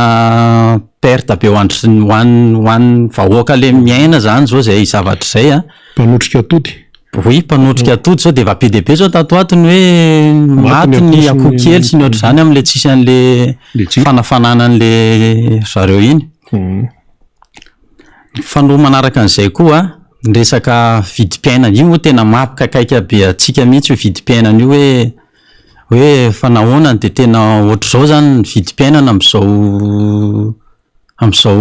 vanim-potoana misy atsika izao. Ny asa nefa etsy andaniny tena tsisy, zany hoe le olona ietsena mihitsy zany zao no tsy manana ietsenana tsony. Ny olona mba hoe misy kely mba hoentina mietsena indray tsy ampy satria de lafo daholo zany zay entana eny an-tsena eny, ka tsy mpianteny any amin'ny mpitondra fanjakana zany hoe aiza ho aiza ny tena vahaolana tena maharitra hoentinareo amin'ity firenena ity fa tena mikaikaika le vahoaka amin'izao. Tonga de ampifandraisiko amin'izay amin'ny mahatanora tiako Madagasikara anao. Raha ny tiako Madagasikara ve no teo amin'ny fitondrana no eo amin'ny fitondrana, ohatra hoe mba analizy zany amin'ny fomba fijery mety ohatr'izao hoe mifandeha amin'ny fiainantsika. Ny atoko tiako Madagasikara efa teo amin'ny fitondrana aloha nanomboka 2002 à 2009. Ngamba tsika aloha ngamba samy mahita tamin'izany fitondrana zany tamin'izany fotoana zany tsy afaka ny andainga, tsy afaka ny amorona fa ataotsika hoe lamindamina kokoa teo amin'ny resaka PPN. Eo amin'ny vidina menaka sy ny lanjam-bola hoy. Ny resaka fotodrafitrasa tsy teny afa-tsy ny lalana zay mampiteraka embouteillage amin'izao. Fantatsika ny président Ravalomanana fa hoe tompon'ny fanamboarana lalana ary io ny tena tena anisan'ny afantarantsika an'izany hoe président Ravalomanana zany resaka fanamboaran-dalana. Ny resaka insécurité tamin'ny propagandany 2018 teo moa ny mpitondra ankehitriny nanontany atsika hoe misy ve ny insécurité de azontsika valiana zao fa tsisy zany insécurité zany amin'izao. Mbola tsy teo amin'ny fitondrana ary zareo mbola tsy teo amin'ny fitondrana zao izy eo amin'ny fitondrana de antanina amin'izay zany zao misy ve ny sécurité de tsika miara-mamaly angamba aloha fa tsisy ny insécurité. Vao tatoato zao nisy resaka 4x4 iny mbola tsy tapitra tsara kory ary izy angamba amin'izao, resaka 4x4 mainty zay maka an'ireo tovovavy kely malagasy ny vono olona ery fitaovam-piadiana eto amintsika zany zao no tsy haiko hoe ampiasaina amin'ny insécurité ahoana ary fa tohatra ny olona tsy manatsiny indray no to hifiteran'le fitaovam-piadiana izay vidiana amin'ny volam-panjakana ihany ka de averiko zany fa tamin'ny fitondran'ny team teo aloha, fitondran'ny président Ravalomanana teo aloha ngamba tena tsotra zao tena tsotra zao, tena sarotra zany mandainga fa tsotra zao zany, na de hoe mbola tanora ary ny tena tamin'izany natsapa zany hoe atao hoe filaminana zany zany atao hoe fandripahalemana zany, tsy mitaintaina ianao mody, tsy mitaintaina ianao amin'ny resaka sakafo, mandeha ho azy ohatrany hoe mandeha ho azy zany satria tsy mieritreritra zavatra miaina araka ny tokony izy, tsy mieritreritra zavatra hoe hafa akoatrany hoe fiarina fotsiny zany vahoaka tamin'izay. Fomba fijerin'ny tanora zany ary ilaina ny mahafantatra an'izay satria mantsy mety misy mieritreritra any hoe ka ny resaka toko politika foana ny resahana, resaka foto-kevitra politika foana ny resahana, resaka tima foana no resahana, fa miainga amin'ny fiainana isan'andro tompoko, tsy misy zavatra hoe aforiporonina fa raha ny tiany namana teo zany no hoe tsy tianytenenina de mazava zany hoe raha ohatra ka président Marc Ravalomanana no teo amin'ny fitondrana tsy ohatr' izao ny aina gasy, tsy ohatr' izao ny aina gasy raha zay zany raha hoe atambatra lay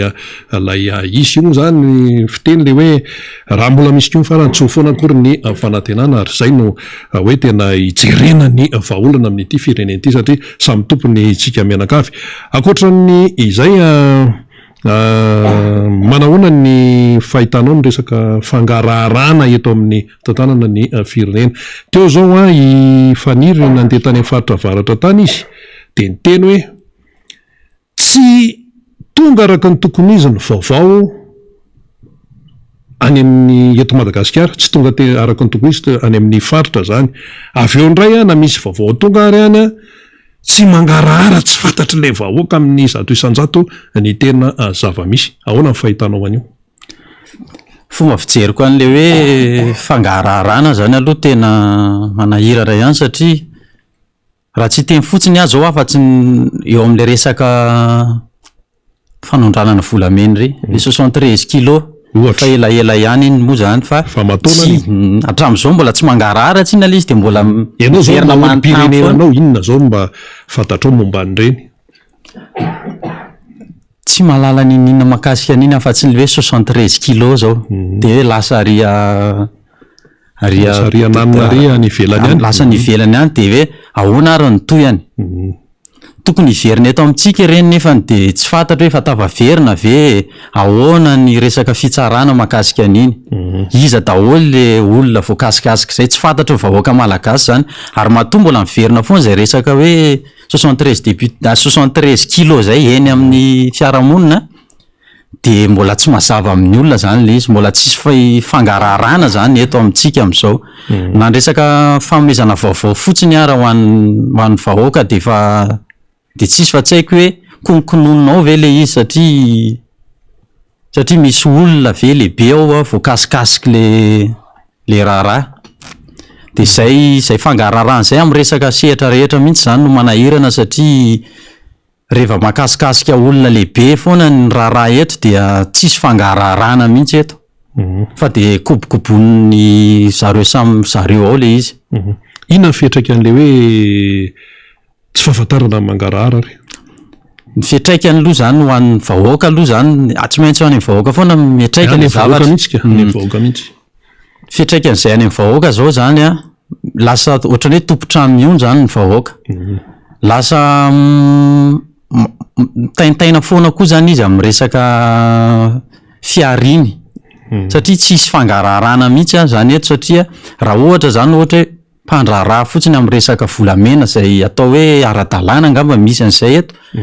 de fa miaya zany reo vahoaka mety hoe mpitrandraka volamena kely ireo na isehatra eo amin'le asa satria tsy isy zany le hoe atao hoe tsy maty manota ve reo lehibe le tena mpanondrana tena an'ireo zany tsy ohatrany hoe tsy ho voasazy mihitsy ve sa tsy ho any de mifetraikan'izay zany le vahoaka zany lasa miraviravy tanany le vahoaka zany lasa tsy mahazo vaovao hoe marina zany a mba hahafahany satria ny vaovao zany tsinona mba hahafahan'ny olona mandray fepetra rehefa avy eo hoe ahoana ny dinganao atao ka mampiraviravy tanana ny vahoaka zany tsy fahalalana ny vaovao sy ny fangarahara. Misy miteny hoe ny mpampianatra zay ny teny hoe ny tsy visy iny ny mangarahara dia miteraka fahantrana. Miombon-kevitra amin'izay hoe ianao fahantrana ara-toekarena fahantrana ara-tsaina. Tena miombon-kevitra amin'izay eo amin'le fahantrana ara-tsaina ny tena voakasika voalohany aloha zany amin'ny resaka tsy fangarahana satria tsy mampasy vaovao amin'ny olona ny atao hoe fitondrana moa zany tsy mizara zavatra ao amin'ny olona zany de lasa mahantra le olona mahantra ara-tsaina de eo amin'ny toe-karena koa ohatran'izay. Eny ary amin'ny tanora tiako Madagasikara anao a dia manahoana ny fanentanana ny tanora tiako Madagasikara eo amin'ny lafiny foto-kevitra eo amin'ny resaka fandraisana andraikitra eo amin'ny raharaham-pirenena amin'ny ankapobeny mihitsy feno 20 taona zao ny tiako Madagasikara ao anatin'izany ny tanora tiako Madagasikara misy maromaro vehivavy tima tanora tima isan-karazany fa ho an'ny tanora tiako Madagasikara ahoana ny fiatrehana an'izay 20 taona izay sy ny fibanjinana ny ho avy. Ya, mpikarakara an'izay fa 20 taona zay moa zany efa mikarakara ry zareo any fa ny anjaran'ny antoko ny tanora zany ao anatin'ny antoko de tena hoe hoe ao anatin'le redynamisation de ohatrany hoe manetsiketsika ny eny amin'ny base zany ny tena andraikitry ny tanora sady miconscientiser any olona ihany koa amin'ny fiainam-pirenena zany mba tsy ho variana foana koa nefa ao anaty zao fiainana zao fa mba taiterina ihany koa le olona ny tanora indrindrindra mba handray andraikitra eo amin'ny fiainam-pirenena satria ny tanora natao hoe fanantenana na hoe espoir zany ho an'ity firenena ity ka tanora zany tena antsipazana hoe aza variana sika fa raiso zany ny andraikitsika mitandrify atsika ho an'ny ao anatin'ny tanora tiako Madagasikara efa manana ny fomba fiasa zany zay ao mame ny fampiofanana misy ohatra hoe resaka leadership zao de misy fampiofanana ho an'ny tanora ao fizarana vaovao sy ny maro samihafa ohatr'izay zany fifampitaizaina ao anatin'ny tanora ka ho an'ny fankalazana an'ity fa 20 taona ity zany dia ny tanora anisany tena handray anjara betsaka amin'izy ity satria matoa zany mbola hoe misy tanora maro ao anatin'le antoko zany hoe mbola hanana avenir lavidavitra kokoa zany ny antoko. Zava-dehibe zay hoe andraikitry ny tanora zay ao anatin'ny antoko raha miresaka tsika zany hoe tiako Madagasikara ary ny fifamenona ihany koa ny tena zava-dehibe eo ny mpitarika eo anivon'ny zany antoko zany dia eo ny rantsana isan-karazany de mifamenona zay tena zava-dehibe. Anisan'ny anankiray misy manontany foana aninivon'ny fiarahamonina any tanora mihitsy ny manontany zay mba liana amin'le tiako Madagasikara ahoana sy ahoana ny fandehany sy ny sisa de moa matetika amin'ny valiteny de manatona ny tompona andraikitra sotrany ka ho anareo tanora tiako Madagasikara ahoana ny fandraisanareo n'le tanora tsy mbola tiako Madagasikara fa hiditra ho tiako Madagasikara. Ya, ao anatin'le hoe redynamisation zany tena tafiditra mihitsy zany fanentanana ny tanora sy ny olon-drehetra hiditra ao anatin'le antoko hiditra ao anatin'le rafitra mihitsy zany raha ho an'ny atsimon-drano manokana zany dia efa misy rafitra mipetraka zany zay azontsika antonina eny anivon'ny commune tsirairay manerana ny 26 commune atsimon-drano ary mitovy amin'izay koa ngamba ny Analamanga, Raimantolo dia ho an'ireo maniry hiditra ao anatin'ny antoko zany dia afaka manantona ny reo rafitra izay efa mitsangandreo isaky ny commune na faritra misy anazy fa ao anatin'ny tena hitanina mihitsy zany tanora hiditra ao satria ao no ahafahantsika fampizara vaovao sy mety hoe mifampanontany amin'ny resaka fiainam-pirenena sy mifampizara ny zavatra mety hoe azo ifampizarana ao anatin'ny antoko zany. Eny ary maraparantsika amin'ny resaka ifanaovana inona ny tianao amafisina zany amin'izay resaka natao zay amin'ny mahatanora tiako Madagasikara anao ihany koa satria aorinanao dia mbola misy namana ihany koa avy eny Atsimondrano eny hitondra fanazavana misy kokoa momba ny hetsika lehibe zany tena fetim-pirenena andao ary. Tena afatra sady tena tsipy amin'ny tsirairay sy ampitondra zany tena apetraka eto hoe ho anareo mpitondra jereo le tena lahara-pahamehana alohan'ny vahoaka amin'izao fa tena mikaikaika le vahoaka tsy hoe hitaraina aminareo foana fa nareo ny eo dia ataovy ny asanareo ataovy mahitsy ny asanareo fa le vahoaka mijalijaly ato ny no hitsara anareo aorinao ary afatra ho atsika vahoaka tsika koa aza manaiky tsindrina zany tsika fa mijoro tena mijoro tsika amin'ny hevitra na indrindra eny amin'ny fiarahamonina endra misy zavatra tsy mety dia mijoro aza mataotaohatra indrindra amin'ny fanehoan-kevitra indrindra fa raha iraviravin-tanana eto foana tsika dia anararoatra foana ireo ataontsika hoe totakely ao anatin'ny fitondrany dia afatra zany hoe ry vahoaka mijoro isika fa tena fotoana tokony hijoroantsika izao fa efa tena miatra manaitsika izao zavatra mitranga eto amin'ny firenena izao. Eny ary dia misaotra anao nandray anjara tamin'ny fanaohan-kevitra moa zany teto amin'ny fandarana miara-manonja MBS Radio Matin ambava moa na ampo mieritreritra dia omben-dalana ary ianao. Mitoy ihany ny fandarantsika andray namana anankiray avy eny Atsimondrano eny ihany isika eo amin'ny Tanjombato any tena marimarina kokoa araka ny fantatsika moa zany dia misy ny hetsika maro isan-karazany momba ny hoe fiatrehana ny fetim-pirenena sy ny sisa efa nytenenin'ny député Alain Ratsimbazafi tety any Omaly ny ambangivangony izy io resaka hira gasy izany ka dia eto zany misy namana anankiray hitondra fanazavana misy kokoa momba n'izy io ndao vetrany ary. Miarabanao Rina Rabe, miaraba ny mpanaraka ny fandarana koa tsy adino ireo sanantsika semanao CP mirary soa azy afitany fanadinana somatsara. Ny komitiana Tanjombato sy ny sentima Atsimondrano izay ombany ny fehin'ny député Alain Ratsimbazafi izay voalasanao teo dia mikarakara hira-gasy ny fahaleovantena. Io dia akalasantsika ny fetim-pirenena amin'ny vahoaka rehetrarehetra sy tsika izay miaraka ao aminatiny atoko rehetra. Ka hira gasy ny fahaleovantena fananinana ny hira gasy no misafidy zany satria maro ny karazan-kira fa hira gasy no raisinareo. Misaotra anao Rena be amin'ny fanontaniana. Ny hira gasy ny fahaleovantena no safidina manokana satria mamerina indray ny ampontsika malagasy mba azahoantsika manandratra izany indray satria ny hira malagasy dia misy kolotsaina ao ny ataontsika hoe ao anatin'izany hira gasy zany misy fizarana fahalalana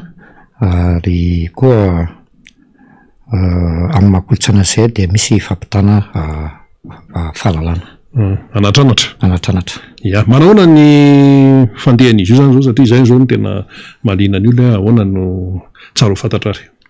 Ny tsara fantatra ny hira gasy izay efa noentin'ny député teto Omaly dia ny hira gasy izay ataontsika dia ataontsika amin'ny toerana Kianja Makro eo Tanjombato izy io ary tonga dia ho teneniko eto angamba ny toerana makeny amin'izy makany amin'ny commune Tanjombato tsika dia midina any ambany any dia any ny mpavady fidirana. Natao mirariko toy ny fidirana raha ohatra ka any satria dia natao nisakany rehetra izy io amin'ny sarany 2,000 ny lehibe ary 2,000 ny kely. Izay angamba no mety hoe Avombaraka. Manomboka amin'ny firy le izy izaziza no ifampitanao sotra zany? Ia, ny manomboka amin'ny 10 ora maraina izy io dia iarana amin'ny tarika rotota zany dia Ralivason Amparimanga sy Rakotomalala reny hoe Nivarambe. Ireo zany ifampikatoka amintsikany amin'io andro io. Tontolo andro mihitsy izy io satria zany mahatao eragasy azy manomboka amin'ny 10 izy io ary tsy mifarana hatramin'ny amin'ny 5 ora rivany na mahery kely ary tsy akato izy io dia aotsika zany no mba miara mikorana antsika rehetrarehetra. Hono maro ny tarika mpanao eragasy raha eto Antananarivo, eto Analamanga, fa inona mety misy antony manokana ve no safidiana nyreto kalaza roalahy reto ahoana ny fandehany? Nisy fotoana ny tena safidiana fa tsy afaka amle izy dia reto no azo lasaina hoe mafia koa le mpiragasy izay azo lasaina hoe sangany toa reto raha indrindra raha reto hoe Ralivason Amparimanga tia sy Rakotomalala sy efa fantatro maranga misy ireo. Eny ary inona raha ny tianao amafisina momba an'izay sy ny amin'ny hoe resaka fikoloana amin'ny resaka kolotsaina mihitsy eo amin'ny anivon'ny tiako Madagasikara sy anivon'ny vahoaka mihitsy amin'ny raha entina miainga zany amin'ny tony resaka hoe hira gasy tony? Ny hira gasy araka le voalaza teo zany mizara anatra izy io ao koa ny kolotsaina indrindra fa ho antsika rehetra malagasy rehetra indrindra fa amin'izao akatoky ny fetim-pirenena izao tsy adino fa faharoambinipolo taona ny firenena fahalevelo-tena amin'ity ary tsika dia manana findrindrana goavana izay afaka fotoana vitsy ataontsika hoe 2 taona 3 taona dia alohany maha-malagasy masandratsikany ary mba hifantoka tsara amin'ny tsika tsirairay avy ka dia manantena nareo angambany atsiriko le hoe tongava fa zava-dehibe io zavatra io. Ia, fanontaniana farany amin'ny maha olom-pirenena 12 taona zay no niverenan'ny fahaleovan-tenan'ny Madagasikara. Raha ny zava-misy amin'izao fotoana izao dia hoe tena mandihy fotoan-tsarotra ny firenena ary misy mihitsy ara ny olona sasany teny hoe aloana ihany rangano ohatrany tany alohan'ny 1970 ihany toy zay ohatran'izao fa tena sahirana mahantra le fahaleovan-tena nefa akalazaina homariana hanaovana fety sy ny sisa etsy andalina le vahoaka malagasy izay lazaina fa hoe niverena n'ilay fahaleovan-tena ao anaty fahantrana. Manahoana ny fanentanana ny amin'ny hoe fanaingana zany mba hananana fanantenana hatrany ahoana ny fahitanao an'izay? Raha misy hatrany fanipaka mantsy atao fety satria miverina ny fahaleovan-tena fa malagasy mahantra tsy mihinan-kanina no manao fety sy ampandihizina. Izay indrindra no safidianana anaovana ny hira gasy mba hiverina kely amin'le tena kolotsaina malagasy tsikany ao anatin'ny fahatrana mba misy isaitsainana tsara amin'le zavatra mety ho faholintsika mahazo antsika ankehitriny izay raha mahalala moa zany dia izay mihitsy koa zany no ohatrany hoe namelokely azoka fa hivoaka ao anaty hira gasy eo zay fiainantsika izay voalazana mihitsy izay satria efa mba nakeny afatra ihany zareo hoe ilazao fa isika mila mientana mba mamerina indray mamalagasy. Eny ary isaorana ny namantsika avy ny Atsimondrano nitondran'izay fanazavana izay fa dia amin'ny sabotsy izy io amin'ny sabotsy amin'ny 10 ora zany izy io dia manentana tina mba misy zavatra toka hoe manantena ny olona rehetra zany mba ho tonga ao tsy hanavana izy io loko politika fa miaraka ao daholo tsika rehetrarehetra sady tsika ao anatin'ny tika Madagasikara ihany koa dia tsy mamanana ataontsika hoe ahetsika fa dia ino aotsika zany ataontsika hoe tsy niteny frantsay hoe midefolo lao zany tsika mianakavy miaraka amin'ireo namana rehetrarehetra misy sakafo mividina amin'ny rary ao dia tongava ao fa ao ary misy an'izany rehetrarehetra zany misy ny fanalana hetaheta koa zay atao anatin'ny vidy miraka dia manantena ny fahatongavana rehetra isika rehetra tokoa sotrany rehetra tokoa amin'ny sabotsy mifankahitany amin'ny kianjan'ny mamoreny Tanjombato. Saorana ny namantsika nitondra izay fanazavana izay mitoy ihany ny fandarana miara-manonja MBS Radio Bada afaka miara-manonja ny tiana tenenina amin'izay afaka minitra vitsy dia miditra antsehatra eto ny solombavambahoaka ny Madagasikara izay voafety tamin'ny alalan'ny tiako Madagasikara tetsy amin'ny boriboritany fahaefatra ny député colonel Rambo anana ny ambarany satria rehefa talata taka zao toy ny mahazatra dia izy moa zany no anisany mandray anjara eto namana faniry Razafy Manatany no hiaraka amin'ny ao anatiny izay faneho-kevitra sy fanazavana izay ny anisan'ny amafisina amin'izay zavatra rehetra no tenenina teo dia ny amin'ny hoe ao anatin'ny fanomanana sy fiatrehana ny fetim-pirenena isika amin'izao fotoana izao de hoe fetim-pirenena dina ny teny ao anatin' zany de hoe fety ekena hoe atrehana zany fetim-pirenena zany fa raha eo amin'ny fomba fiatrehana n'ilay fetim-pirenena raha mba ny tantara ny ray aman-dreny ny tantarany tany aloha-tany de matetika vorona atao sakafo fa hoavy ny vaintsisy mamonomby satria hoavy ny vaintsisy tena hoe hitanao hoe manana maizy azy mihitsy zany hoe vaintsisy zany vao hoe vaintsisy vaintsisy zoin zay ambio ao an-tsaina fa am'izao ilay atokana tena misy ny teny hoe tsy tadidina intsony ny tsiron'izany vorotsilozy zany am'izao 2022 zao fa efa tany amin'ny 9 taona lasa 7 taona lasa no niditra tamin'ny vavanay izany vorotsilozy zany fa rehefa fety dia mianina amin'ny sakafo tsotsotra satria maninona satria tsy misy ny atoraka tsy misy ny entimanana tsy misy ny vola zay zany le zavatra misy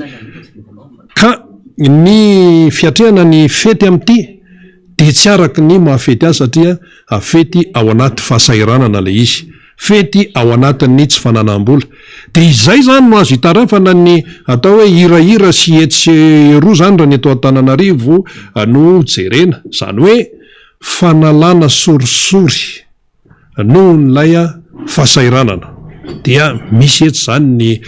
estrady misy etsy de hoe de hitany be somaro zany tena misy fety zany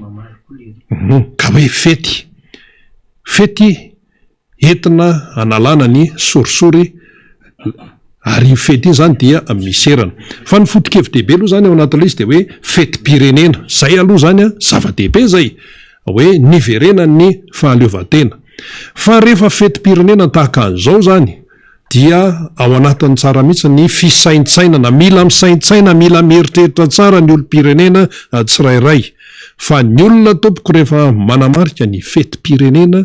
dia fandrosoana no mbi ao an-tsainy voalohany matohany ny ady mafy ireo ray aman-dreny tany amin'ny vanim-potoana ny fanjanahantany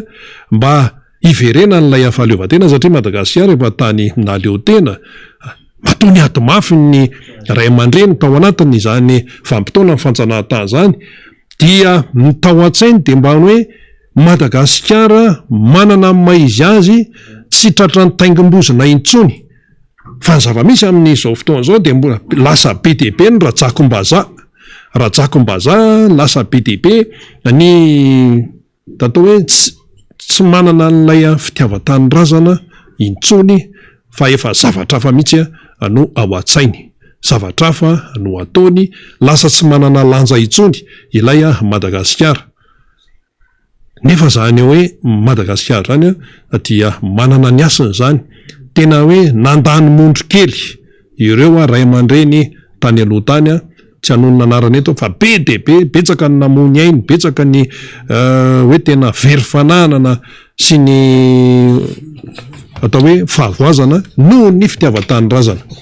de zao ve ny zava-misy eto amin'ny firenena ka dia anjarantsika no misaina an'izay raha zay namana fanira Razafy Manatany indrainanao ary dia toizanao ny fandarantsika andray ny député Rambo le izy moa zany rena 12 taona zany tsika am'izao fotoana zao am'le hoe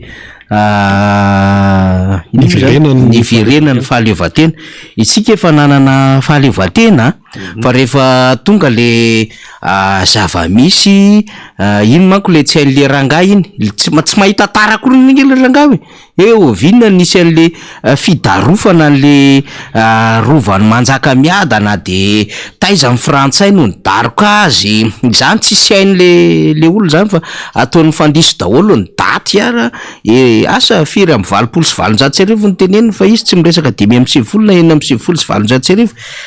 mila resahany zany zavatra any satria fantatsika tsara teria Fort du Sena ny no tafika amin'ny frantsay rehefa niditra taty Mahajanga ny tafika frantsay dia teny Fort du Sena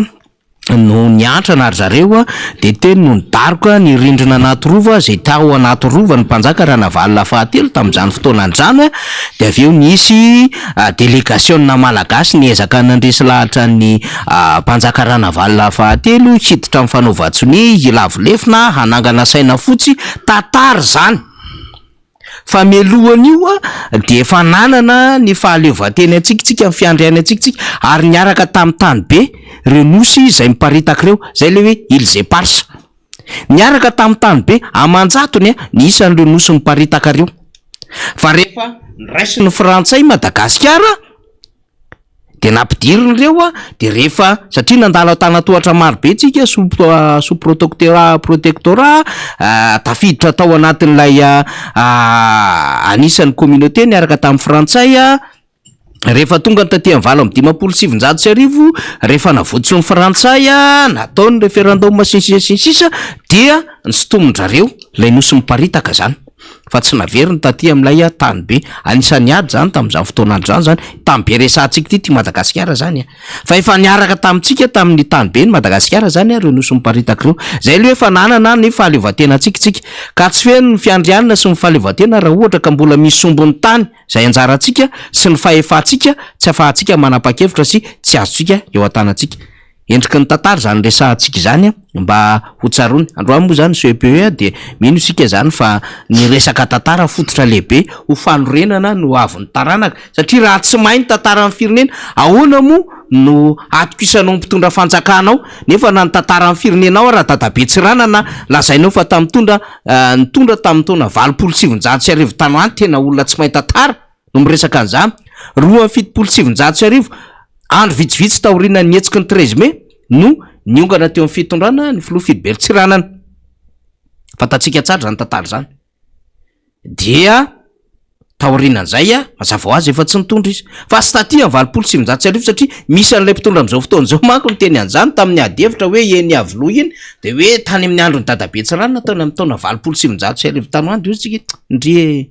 zay mba fahampahalalan'le olona sy ny hoe ny nanafian'ny frantsay Madagasikara ny 700,000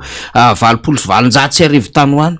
tena mampalahelo mihitsy le izy le professeur Rakotomanga manjan'le professeur Rakoto Ratsimamanga Albert zany misy dikany daholo zany fa tsy izy mampimeo aly izy fa reto moa le zanatsika angala CPE reto de metsika ny hoe mianara tsara rakizy de mampianara zanaka tsara ho an'ny ray aman-dreny satria tena mba ho tabisy reharehan'ny firenena fa tsy andiso tantara ohatra ny ombivosotra ampanarahana de inga ane ka tsy ohatry zany ny vahoaka malagasy efa eto akaiketo eto ny solombamoaka ny Madagasikara député colonel Rambo Salama Emilien colonel Rambo zany no miaraka amintsika zay voafidy teto amboribory tamin'ny faefatra miarabanao député miaraba faniry dia miarabanareo technicianina rehetra ao zay mampitan'izao fandaran'izao amin'ny alalan'ny fahitalavitra sy ny radio MBS ary ny radio Mata dia ianareo technicianina koa manao amin'ny resaka réseaux sociaux amin'ny YouTube sy ny Facebook zany manarak'izay dia fisaoran'Andriamanitra lehibe indrindra no atao aloha faniry satria mbola mimeno ny fahasalamana itsika amin'izao zao ka mbola tafahoana eto ary dia misaotra an'Andriamanitra koa fa mbola tavavelona somatsara ianao avy any amin'ny iraka nampanaovina anao herinandro zay tany avarabara tena enjana tokoa satria raha malala ny ty route nationale eto amitsika ity tsy fantatra tsony hoe route nationale makay izy ity fa de ianao moa tany nahita azy a mino fa mety mbola amin'ny andro manaraka anao mbola hitantarany zavatra lalina tany ka de zany fa dia misaotra an'Andriamanitra lehibe a natongavanao soma tsara miaraka eto indray am'ty fandarantsika miara-manonjy ty manarak'izay dia ho anareo namana sy mpanaraka rehetra zay ao anatin'ny tsy fahasalamana satria ririnina ny andro a miovaova ny toetr'andro a tsy fantatra tsony na lelo na sery na covid na inona fa dia mirary fahasalamana anareo zay tsy de ao loatra fa somary seriserena sy ndretrarehetra de mirary fahasitranana malaky a mba anao ny taona ny 26 juin ao anatin'ny fahasalamana tanteraka zany ary dia zay moa le fiaina zanak'olombelona misy ny ohatrany dian-drano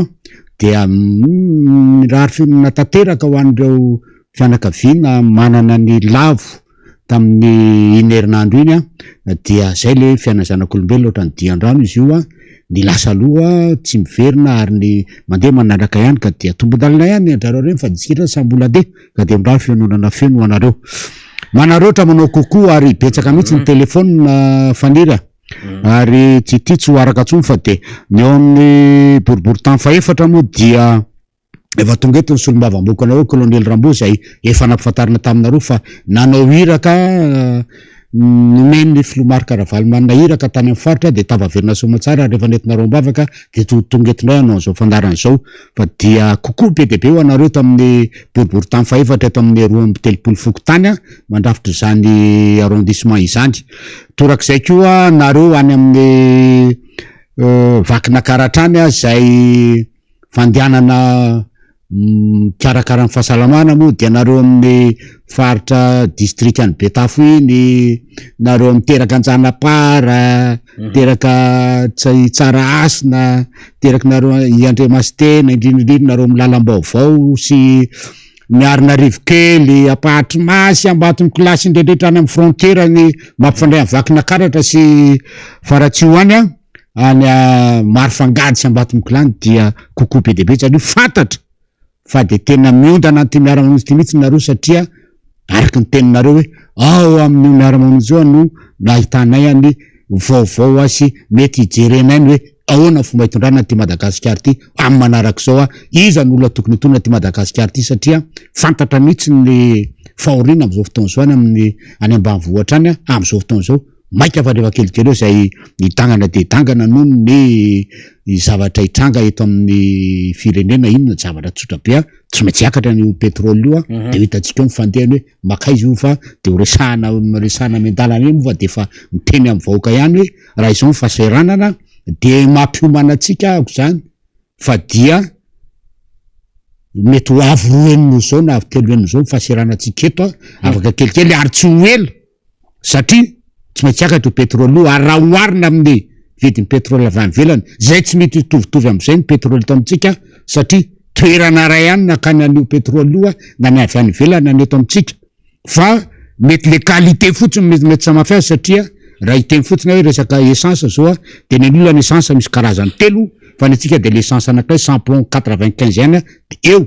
fa ny olona misy karazany telo de etreto am'izao fotoana zao a ny vidiny essence any amin'ny olona any a de efa miakatrakatra any amin'ny raha atao amin'ny vola gasy de efa manaiky any ray alina latsaka kely litatra de etreto amitsika zany de raha miakatra ipetro vidiny essence io a makaizy amin'ny frais an'ny bioxy makaizy amin'ny frais an'ny taxi brous makaizy amin'ny frais an'ny jirama zay alohatsika satria tadio tsara fa betsaka mandeha gasoaly leto a zay groupe mipanakarena no hofanin'ny jirama makaiza ny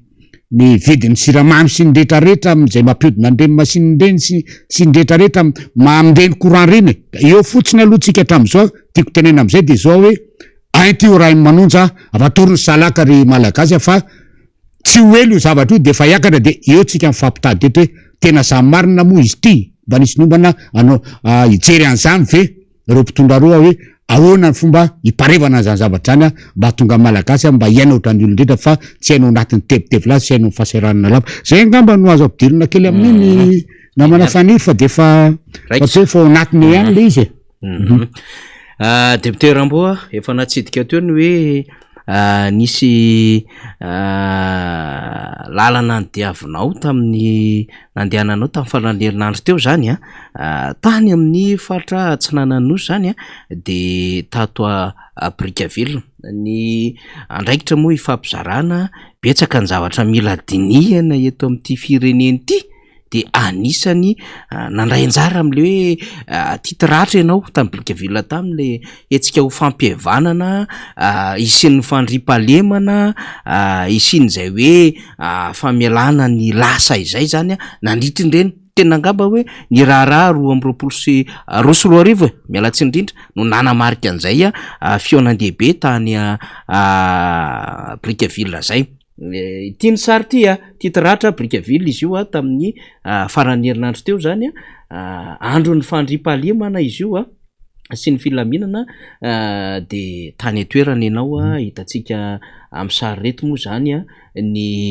etsika lehibe zareo teo anivon'ny CFM izy fa ny nahitana an'ireo karazana olona zay anisany tamin'ny fotoanandro satria io zao ianao de anisany tazona ny teo anivon'ny tafika malagasy tamin'ny fotoanandro ty Ramatoa Annick Ratsiraka fifandomana zany tranga tamin'ireny fotoanandro reny teo amin'ny KMDR sy ny KMMR komite mpanohana ny Didier Ratsiraka ny KMMR komite mpanohana ny Marc Ravalomanina zany de nisy ty titratra ity tsara ihany ngamba mba mitondra fanazavana député colonel Rambo mikasika ny etsika lehibe ity zany satria hitany rehetra moa zany teny anivon'ny Aino Manjery sy ny tambazotra sosialy ny sary de mba hitondrana ny lafim-panazavana sady mandeha ihany zany ny sary moa mandravaka ny adevitra zay mety ho hitondrana fanazavana député colonel Rambo. Marina mihitsy zany faniry nandeha tamin'ny marina ny tena koa namety iraka ny raha ny solitena ny filoha Marc Ravalomanana amin'izao etsika lehibe zay atao hoe tao aminatin'ny andro ny pesy ny fandriampahalemana sy ny firaisakina-pirenena moa zany zay tenendrareo hoe journée de la paix de la concorde tao amin'ny Pont-Belé tao amin'ny Brickaville zany tamin'ny sabotsy fa 20 ny volana jona teo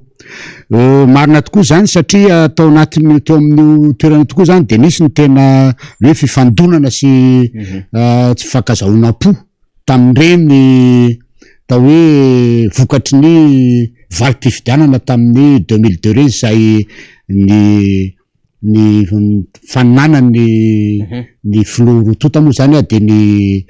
totokolahy ny amiral Didier Ratsiraka sy ny filoha Marc Ravalomanina am'izao fotoana zao ary nisy tokoa ny fifandonana teo amin'ny samy malagasy zany ka no zay zavatra zay ary raha jerena ny tantara de tamin'ny 20 taona tamin'ny andro sabotsy mihitsiny nisy iny ny fifandonana teo zany satria rehefa andeha hoany ary efa nanomboka ny keny ny communauté internationale ny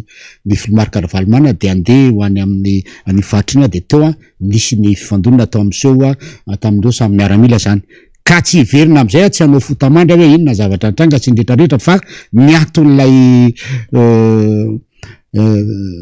etsika tany zany zay ny CFM no komite fampihavanana malagasy no mikarakara azy ary natao fombandrazana sy ara-panjakana lia dia ny netindreo tangalamena avy amin'ny faritra Brickaville loa de misy tokoa zany ny atao hoe titiratra moa zany filaza zay atao hoe fandatsahana ny raha tamin'ireo omby zany hoe reo omby zay natao joro tao zany no natao raha fanadiovana ireo raha samy malagasy mifandona tao no ny antony resaka politika de no fa tena miaramila moa zany tena mifandona tao samy miaramila samy malagasy dia ireo le rahandreo omby zany natao raha fanadiovana raha ny famerenana ny fihavanana indray eo amin'ny samy malagasy ary raha angalana lesona ho an'ny fiainana manaraka zany a mba tsy hiverenana ny zavatra toy renitsona eto amin'ny tany sy ny firenena. Zany hoe noho ny resaka politika ohatran'iny zany a de lasa nisy fifandonana teo amin'ny malagasy, nisy mitondra fahafatesana mihitsy azy ary mitondra rahatrapo zany a na ho an'ny faritra tany amin'ny Betsimisaraka zany a na ho an'ny faritra tatya Antananarivo. Ka eo zany le io zany de tsisy resaka ntsony hoe noho ny avy aminareo na tonga zao, noho ny avy aminareo na tonga zao, fa teo de vita ny famelana ho an'ny rehetrarehetra zany a, teo de ndravina ny fihavanana zay nataon'ny komite fampihavanana malagasy ny tanterahany zay tanterahany natrehan'ny filohan'ny CFM ndray mato filohan'ny CFM Maka Alphonse zany a, ary singanina manokana eto fa nisy komite manokana mihitsy nanao an'izany a, dia ny généraly Rasolondraibe Jean-Jacques zay vice-président CFM tany amin'ny fahatan'ny Tomasina, zay tena nitotona fotsiny andro namasaka ary nikarakara hatramin'ny voalohany ka hatramin'ny farany a izao hetsika izao. Ary dia tamin'ny fotoana io moa zany a dia na hita mihitsy maray aman-dreny na filomarika Ravalomanana fa tonga dia ary voateny teo amin'ny kabary nataondreo Tangalamena sy ireo ny filohan'ny CFM singadina manokana mihitsy a tamin'ny nanolorany filomarika Ravalomanana omby anankiray mba omby a hosolon'leo rahan'ny fanadiovana zany a sy ametrana indray ny fihavanana eo amin'ny izay toeran'izay, satria le izy zany de teo amin'ny faritra mihitsy natao ohatran'ny hoe lasany fifandonana tamin'izany a ny hoe Merina sy ny Betsimisaraka, ka tsy efa tsy antso zany zao ny resaka efa niombona dia fanaovana politika madio a, fa ny resaka hoe famonoana samy malagasy ohatran'izany de oky valilany a, fa de andretrehitra samy tompona ndraiky tamin'izao fotoana zao a, hijery ny hoavy a, hijery ny fampandrosoana amin'ny alalan'ilay resaka teo hoe fihavanana de filaminana de fampandrosoana. Tamin'ny 2003 filomarika Ravalomanana efa nanao an'izay, ary misy kabary mihitsiny any a amin'ny sary any dia misikina lambahoany izy de niteny mihitsiny izy any hoe, ary nanamafy mihitsiny izy hoe tsy misy fampandrosoana mandeha eto raha tsy misy ny fihavanana sy ny filaminana. Izay zavatra zay tena zava-dehibe, ary petraka mihitsy maray aman-dreny azy, ary de gaga nahita le tamin'le soratra atao amin'ny tsangambatony zay natao tany zany a, fa de hoe fihavanana, filaminana, mandeha makany fampandrosoana. Ary zay moa no niteneny ny filohan'ny CFM tamin'ny fanokanana ny tsangambato tamin'ny nanaovana ny hetsika io a, fa hoe tsy misy filaminana eto a raha tsy mihavana aloha isika, ary tsy raha tsy eo ny filaminana sy ny fihavanana tsy handroso mandrakizay Madagasikara. Ka avy amin'ny fihavanana sy ny filaminana zany a no jerena fampandrosoana Madagasikara, ary de hiaraka am'izay a ny zay olona mpanarina tam'izay a ho fony zany rehetrarehetra zany a, ary tamin'io moa dia nazava mihitsy fa tsy afenony zany a, fa tenenina ataona ny kabary tao hoe fifandonana ny Tim sy ny Arema ny zavatra io a, ary zay no natonga ny tenako ny solitena ny filomarika Ravalomanana tany a nanatrika ny zavatra io, ary amin'ny zay zavatra zay mba tsy sin'ny taky rentso zany a, fa hiaraka amin'ny fampandrosoana a Madagasikara ny Tim sy ny Arema. Ary de zay moa zavatra nitranga tao tamin'ny fifandraisan-tanana niaraka tamin'ny Anika Ratsiraka zay teny fa tena mpanetretena lehibe ary tena ampitiavana mihitsy, tsy misy hoe mialatsiny a, tsy misy arrière-pensée hoe nanaovana ino na ino, fa tena ampy-fotanteraka mihitsy, satria tady tsara nefa tsika nefa mafon'ny Andriamanitra onosy ary tsy makaiza fa io ranomasina io ny mafrontera tsika rehetrarehetra ato foko valo ambin'ny folo mety efa mihoatra izao, tsy ho aiza fa samy malagasy. Donc zay zavatra zany mila petraka ary tena zava-dehibe. Ka ny tao moa zany de hoe le izy a dia fangataham-pitahiana zany hoe tsy verina ntsony mitaky reny, ary atao hoe aoka zany a ahaka lesony amin'ny zavatra ohatran'ireny isika rehetrarehetra na niza concerné zany a, de akalesona amin'ny zavatra ohatran'ireny a, satria ity Madagasikara ity dia Madagasikara tsika fa tsy hoe Madagasikara an'iza, ka moa hoe tsy tsika eto indray no andeha hifanipaka fa tokony hiaraka hoe hijery zany ny fampandrosoana Madagasikara, ary zavatra lasa de oko mba lasa ary reno akanalesona ho an'ny ho avy zany. Zay zany ny fandehan'izy tany fa dia isaorana manokana mihitsiny zany ny tangalamena sy ny CFM zay isaorako manokana eto ny général Jean-Jacques zay tena karakara mihitsy satria tsy moramora le izy ary mila fanetretena lehibe sy mila atao hoe vaiza manao sy nefa tena nandeha araky mihitsy ary voy zavatra no voninahitry Madagasikara fa dia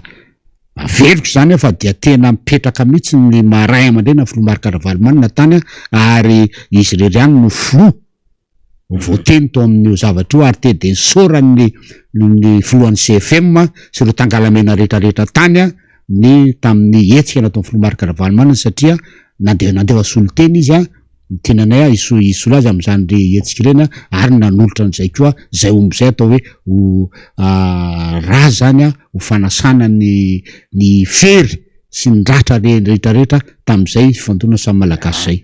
Avereny kely sary teo fotsiny faly atao vatantsika hoe à titre d'information fotsiny angambany na reto am'le sary zay misy ray aman-dreny maromaro mijoro zany teo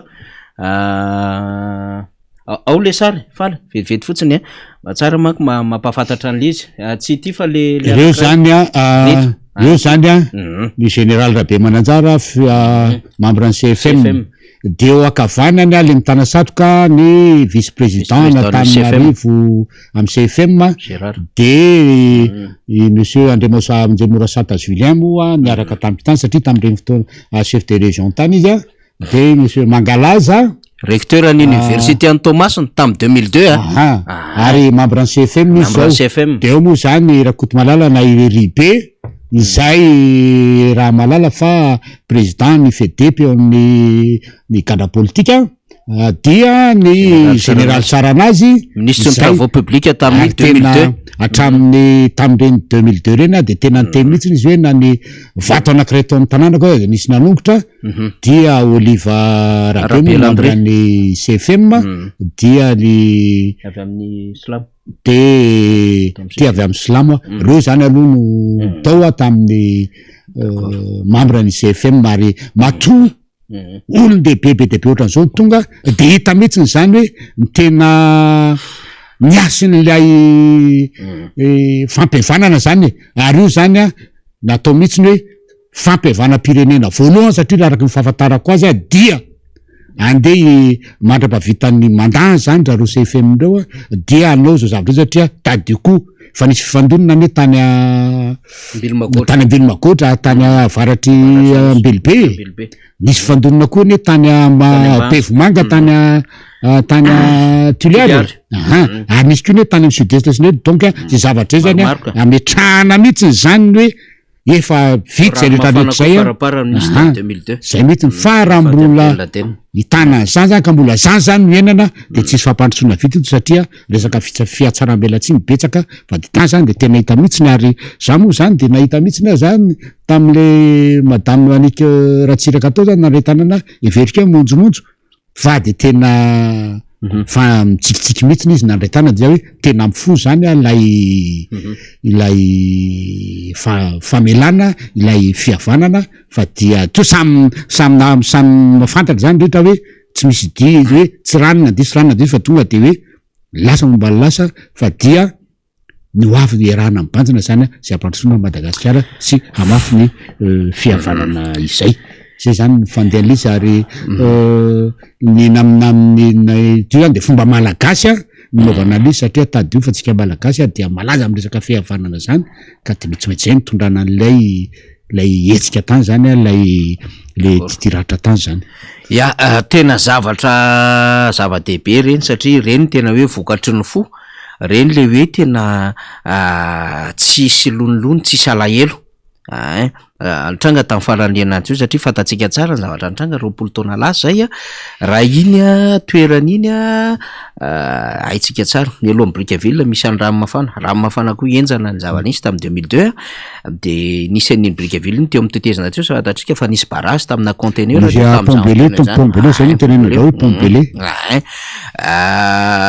zava-nisy zany a de resantsika ohatran'izay satria vaovao ohatran'ireny koa mba tsy ho tapitra le takon'le hetsika anankiray le hoe antsapidy rany inone sinsisa ohatrohatran'izany a fa nisy vaovao lehibe tahaka ireny zany reny olona ny tanysaina tamintsika reny a de tompona andraikitra tamin'ny fotoan'andro nisy exilé nisy namony fananany sinsisa fa mifamela ao anatina tsangaravitra ohatran'izany a de zava-dehibe zany ary io no nambara filomary karavalo manana mandrakirivany amin'ny hoe lasa ombany lasa zavatra rehetra mety nitranga tamin'ny vanim-potoanany de miezaka mamafan'izany fa mampatahotra nefa ny zava-misy am'izao fotoan'izao tena misy mbola mivingivina amin'ny heviny ihany ary misy mihitsy ara tena manao amin'ny endriky ny raha matahora ny fahefana eo an-tanany tsy mihay maka lesona ny zava-misy tamin'izany fotoanan'andrany de ataontsika hoe mba mandiny ihany mangala ihany ondra fa aza de variana amin'ny fahefana mandalo fa mbolo tsaraina de ho alefantsika eo misy le tonokiran'le mbolo tsaraina rehefa aveo satria tsy niraina izy ty manko tamin'ny lahady tamin'le antsapidirana lehibe de ho alefantsika eo le vakitsika le tononkira fa misy afatra lehibe mihitsy izy ty zany fa mialohan'izay deputeram-boa iverenantsika am'izay ny adevitra resaka jirama tsy mety voava zany ny olana am'izao fotoan'izao mbola ezaka tsika hanao fanadihadiana lalina satria me mahazo angom-baovao tsika momba ny jirama io sy ny zava-misy am'izao fotoan'izao hatrany amin'ny famatsiana solika mbola misy sa tsy misy ny famatsiana solika am'izao fotoan'izao izy am'ireo centrale termika reo ny miodina am'izao fotoana itenenantsika izao ary reo groupe zay manodina amin'ny resaka hydroelektrika izany mbola mandeha ary firy ny tena vatsin'ireo am'izao fotoana itenenantsika izao mivarotra fahatyantoka ny jirama zany hoe mividy lafo de mivarotra fahatyantoka inona ny antony zany rehetrarehetra zany inona ny endrim-pitatany no anatin'ny jirama io ary iza sy nanomboka taiza no nanaovana zany tantely hafadrakotra sy nahapotika an'izany orinasa jirama zany ary olona sy avy amin'ny zavy sizavy no migoka tombotsoa ao anatin'izany orinasa jirama zany hoentitsika amin'ny vanim-potoana rehetra zany ho alaitsika ho avavahantsika tsikelikely sy ny hatramin'ny hoe iza ny mahazo tombotsoa ao ny manapotika an'le jirama sy te hitatana an'izany orinasa jirama zany zay tena mahasarym-piary malagasy hoentitsika miandalina ao anatin'ny adevitra fa eto aloha tsika de fantoka zava-misy tokoa ao anatin'ny orinasa jirama ty indrindra reo toromarika recommandation zay nentin'ireo mpamatsy vola mpiara-miasa Madagasikara député colonel Rambo satria marary loatra ty jirama ty am'izao fotoan'izao ary tena tsy tanono ny délestage zay manerana amin'ny Madagasikara mihitsiny am'izao fotoana iresantsika izao alohan'ny idirana am'izay angamba faniry dia mamelalo mba hitsodrano anreto zafikely sy zandrikely sy nde rehetrarehetra zay misy 7 manala CPE androany zay misy fidinany 7 isanjato teo zany tamty tontira miohatra tamin'ny taona ho avy fa dia makahery anaroa avita somatsara zany CPE zany ary ho afaka ho 100% fa nampalahelo fotsiny androany de zao sendran'izay fanjakana tsy mahay ninenina sy tsy mandeha am'izay izy fitantanana raharam-pirenena dia asina antipodium sy ndretrarehetraterana Antananarivo de tara fidira le ankizy kely ary ohatrany hoe eny amin'ny EPP zao de misy evotary 20 minitra ny fidirana de le ankizy kely zay efa tena mba niomana tany nanao araky fitenenao misovera zany de amin'ny resaka amin'ny fanalana ny CPE io de lasa ankorotana satria tady tsara fa le ankizy reny mbola marifo marifo ara-tsainy reny de rehefa izy mba vonina be tany mitaitaina tara so tsy afaka hiditra ao de ahoana zany zao sy ndrehetrehtra namako efa daholo sy ndrehetrehtra le mipetraka akaiky ka zay mihitsy zany le hoe tena fanapotehana an'le ankizy mihitsy ny zavatra mitrangy raha anao ny zavatra toka efa mbanaka mesure hafa na hoe allo aloha vita CPE voatao fa ny oeraoeranareo rezaka fivavahana tsy galany valezika anareo zay tsy hay hoe mandeha ahoana fandehana zay no anapotehanareo no avy lay ankizy manala CPE le CPE zany any raha olona ka diplôma voalohany zany ho an'ny malagasy ho an'ny ankizy ary andeha amin'ny raha-mpanjakana anao de antanina hoe andeha amin'ny asam-panjakana, inona diplôma, tsy maintsy misoratra zany CEP zany raha manana an'izany, ka manana lanjany zany amindreo ankizy ireo. Ary io CEP io koa na hoe ohatrany hoe tohatra varavarana ekarana amin'ny dingana manaraka sy idirana amin'ny fianarana manaraka. Io CEP io no ahafahany miditra manohy amin'ny miditra 6e. Io CEP io no ahafahany miditra amin'ny classe any amin'ny collège zany. Ka maninona anao sy manotra an'io e? Ka zany de hita mihitsy zany hoe tsy tsy lara-pahamehana aminareo zany hoe diplôme ny ankizy zany, tsy lara-pahamehana aminareo ilay fianaran'le ankizy, tsy lara-pahamehana aminareo ny hoavin'le ankizy. Tadio tsara anie fa reo ankizy reo raha misy tsy afaka sanatry zany, misy tsy afaka eo no mitebiteby satria tara de efa nikorotana ny sainy, de mety tonga amindreo ankizy reo ny hoe avy andremindreny hoe CEPR tsy afaka ko anohy fianarana inona ntsony, tsy mandeha ntsony. De hitreto am'izany nefa tsy fantatra hoe izy amindreo ankizy reo ankizy reo manana ny toerany reo anyrinana rehefa vita zany fianarana zany. Na ino nga mahafantatra hoe ndray amindreo ankizy reo mety ho lasa prime ministre, ndray amindreo ankizy reo mety ho lasa ministre, mety ho mpitsara sy ny rehetrarehetra, nefa de potehana de voalohany. De reo ankizy reo koa rehefa tsy afaka CEP eo de tsy manam-bola ntsony ampianarina fa enao zareny CEP tsy afaka aninona mbola andeha andamy volany. Zany ve de tsy mampalelo anareo? Ary misy ray aman-dreny manao an'izany. Satria raha afaka CEP eo le zanany mba afaka mandeha amin'ny CEG, nefa tsy afaka CEP eo le zanany tsy afaka mandeha amin'ny CEG, tsy afaka ntsony andeha ary amin'ny EPP ary de makaizy. Zany ve de afaly? Zay zavatra zany mba tena mba mila petraka fa tena potehana mihitsy zany le hoavin'le ankizy fa tsy lasa tsony e. Ka tokony eritretinareo amin'ny zavatra ohatran'izany fa tena mampalelo ny zavatra ohatran'izany. Ara zany no anaovana kiva dia mitsodranonareo rakiza vita somatsara ny CEP io ary mino afa tsy avy aminareo izao karazany ohatra hoe sakana ara-moraly zao anaovanareo an'io fa dia eo lay fanamasina Andriamanitra nampy anareo amin'ny anokatra ny sainareo, amerina zavatra rehetra ninarana tany an-tranontany, amerina indray ny filaminantsaina ny fanatanterahana an'io fanadinana io fa dia mirary ny soa indrindra ary mba ho 100% ho ny fanadinana CEP fa dia aza manatsony fa dia hoeto arak'izay nanomanana azy ny CEP. Verina am'le jirama totsika zavatra nanana de zao safenina fa tamin'ny rehefa mivory ny aloha fantatry ny vahoaka mihitsy ny tamin'ny vory ny groupe-permanent ny anteny mera-pirenena andinika momba ny lahadinika ny ordre du jour atao amin'ity herinandro ity zany dia efa ho tapitra mihitsy ny fivorina de tonga tao ny banque mondiale ny eo natao raha matoy zany lay nandro de tapaka ny rano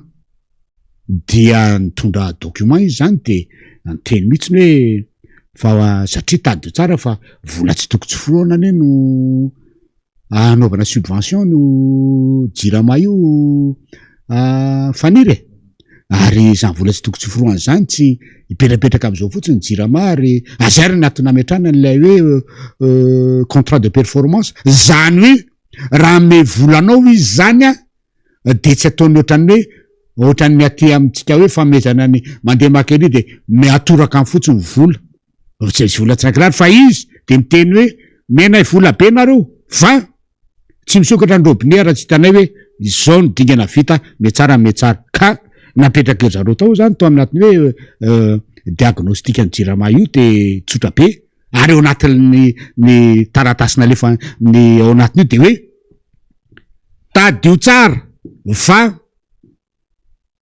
talohan'ny 2008 dia mbola nana ambony ambolany jirama zany hoe tamin'ny fitatana filomarika ravalo manana ny jirama zany talohan'ny fanokana-panjakana 2009 de nandeha arak'izay izy ny jiramary nanana ny ambony ary zany ny soratan'ny représentant banque mondiale to amin'ny taratasy io izany hoe tsy arakaraky ny teniny reto mpitondra am'izao fotoan'izao reto na mpitondra amin'ny nanaraka tamin'ny 2009 mandeha makaty zay manendrikendrika ny filomarika ravalo manana hoe nataon'ny filomarika ravalo manana Vasaleny Jirama tsy marina zany matohan'ny Banque mondiale miteny hoe talohan'ny 2009 zany hoe 2008 sy tany aloha taziny 2009 zany dia mbola nanana ambony nana excédent mo filaza azy ny Jirama. De mipetraka fanontaniana zany misokatra ny adevitra hoe tonga ary ny 2009 fanonganam-panjakana tamin'ireny 17 mars 2009 reny. Nakaiza ary zany le excédent Jirama tao de napetraka ny filoha Marc Ravalomanana. De nomboka tao ny filoha Marc Ravalomanana tsy nitondra tsony fa iana nitondra tao, Titezamita no nitondra tao. De ny miasan'ny régime Erajonary Mampianina. De nakaiza ary zany le excédent tao. De nametraka zany ny Banque mondiale hoe mba ajerevo le gouvernance an'ilay Jirama fa tena tsotsony gouvernance zany de hoe ahoana fitantanana an'io. Nakaiza dao le subvention amina miliara maro mena Jirama. Nakaiza tonga any amin'ny vahoaka ve manahoana ny jiro le raha matoa moa de efa niteny mihitsiny hoe za eo mpangalana dosy tapaka ny jiro Andriamatoa Filoha. Mamenatra ny mamenatra ny olona makatosy zany any olona tsy mekantany olona maka zany fa mibritany de ohatramotra mampaleno sady raha tsisy rano mafana mba matiny atsika tao le olona dieritrereto am'izany dieritrereto am'izany zany hoe de tsy amenatra lay mpitondra am'izao hoe le lehibe any exécutif anakiroe tonga zaina hoe inona ary ty zavatra mitrango ty ary ao anaty lapa mihitsy izy no miteny zany ary eo masony solomavamboaka tsy eo masony membre ny gouvernement fa tena hoy za hoe raha za reny misitrika tena nitady lavaka idirako hoe la itsoako fa tena hoe tsy itsony ty na teoneo ihany tonga de fa ndraisina ny fepetra hoe iany tompona raikitra am'izany tsisy gouvernance io zany de mila jerena hoe nakaiza le subvention rehetrarehetra omban'io. De raha malala moa fa anatin'io io ane de reny efa voakan'ny olona reny hoe ahoana moa zany lay le vola efa presque amina miliara mena ny DG sy ny DGA sy ireo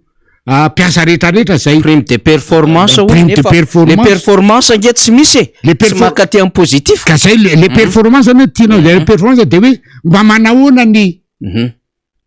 olona any trano any ve mba mitena misitraka tsara le jiro sy rano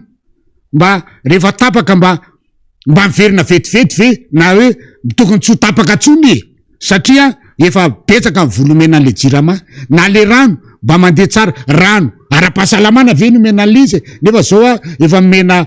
manao simy bebe dehibe nareo mena an'ireny manao andrainy reny station de pompage reny nareo makaiza ny vola am'ireny ka io zany no mamperitreritra mihitsy nary ampianarin'ny Banque mondiale hoe jerenareo ny resaka gouvernance ny Jirama dikan'izany misy manodikodim-bola ao na ny vidin'ny gasoil ao zany raha gasoil atao hoe ray alina litatra no vidina mety 3 alina litatra fa ny ray alina litatra tonga de surfacturation de any tsisy pahita zavatra mitranga zao mba no zavatra mitranga eo zao de avy amin'ny député Rabekitsana mihitsy no niteny azany androany ary tenteny député Rabekitsana hoe izahay zao izy de manao cotisation ividianana gasoil omenany Jirama aprehitra ny jiro any aminay de za hoe mba manambola koa nareo bako zetra zany ndray zanyko zany izy satria tsy manana jiro le tsy manana gasoil tsony le Jirama de rehefa tonga eny amin'ny station ndray ozy izy dia tsy mety amin'ny gasoil lay station fa hoe amin'ny vahoaka io fa tsy any Jirama de treto am'izany matoa misy an'izany resaka zany zany namana fanira fa nisy zavatra kotrehany reto mpitondry reto mihitsy am'izao fotoana zao entina anafenana tsy fahaizana mitatana an'ity fireneny ty zany hoe micréer situation izy dia eo am'izay no itenenany zavatra momba an'ity fireneny ty zany manahan'izay zany satria efa tena tsy mahita lalana andehanana tsony ty mpitondry ty tsisy tsy mahita solution tsony hoe aiza nitondrana ny tany sy ny firenena fa tena zavatra mampalelo no mitranga am'izao fotoana zao raha resaka jirama io zany zany resaka gouvernance resaka exploitation ahoana mo firy ny Madagasikara zany a de manana rendrano be de be zany maninona tsy reo zavatra io ny exploitena fa mandeha nofan'ny groupe mipanakarena groupe mikarana sy ny groupe mifrantsay iha tsy manana groupe ato amin'ny mampanova groupe ato amin'ny fanjakana manana ny Filatex manana ny Jovena manana ny Fresh manana ny Tozikri reny any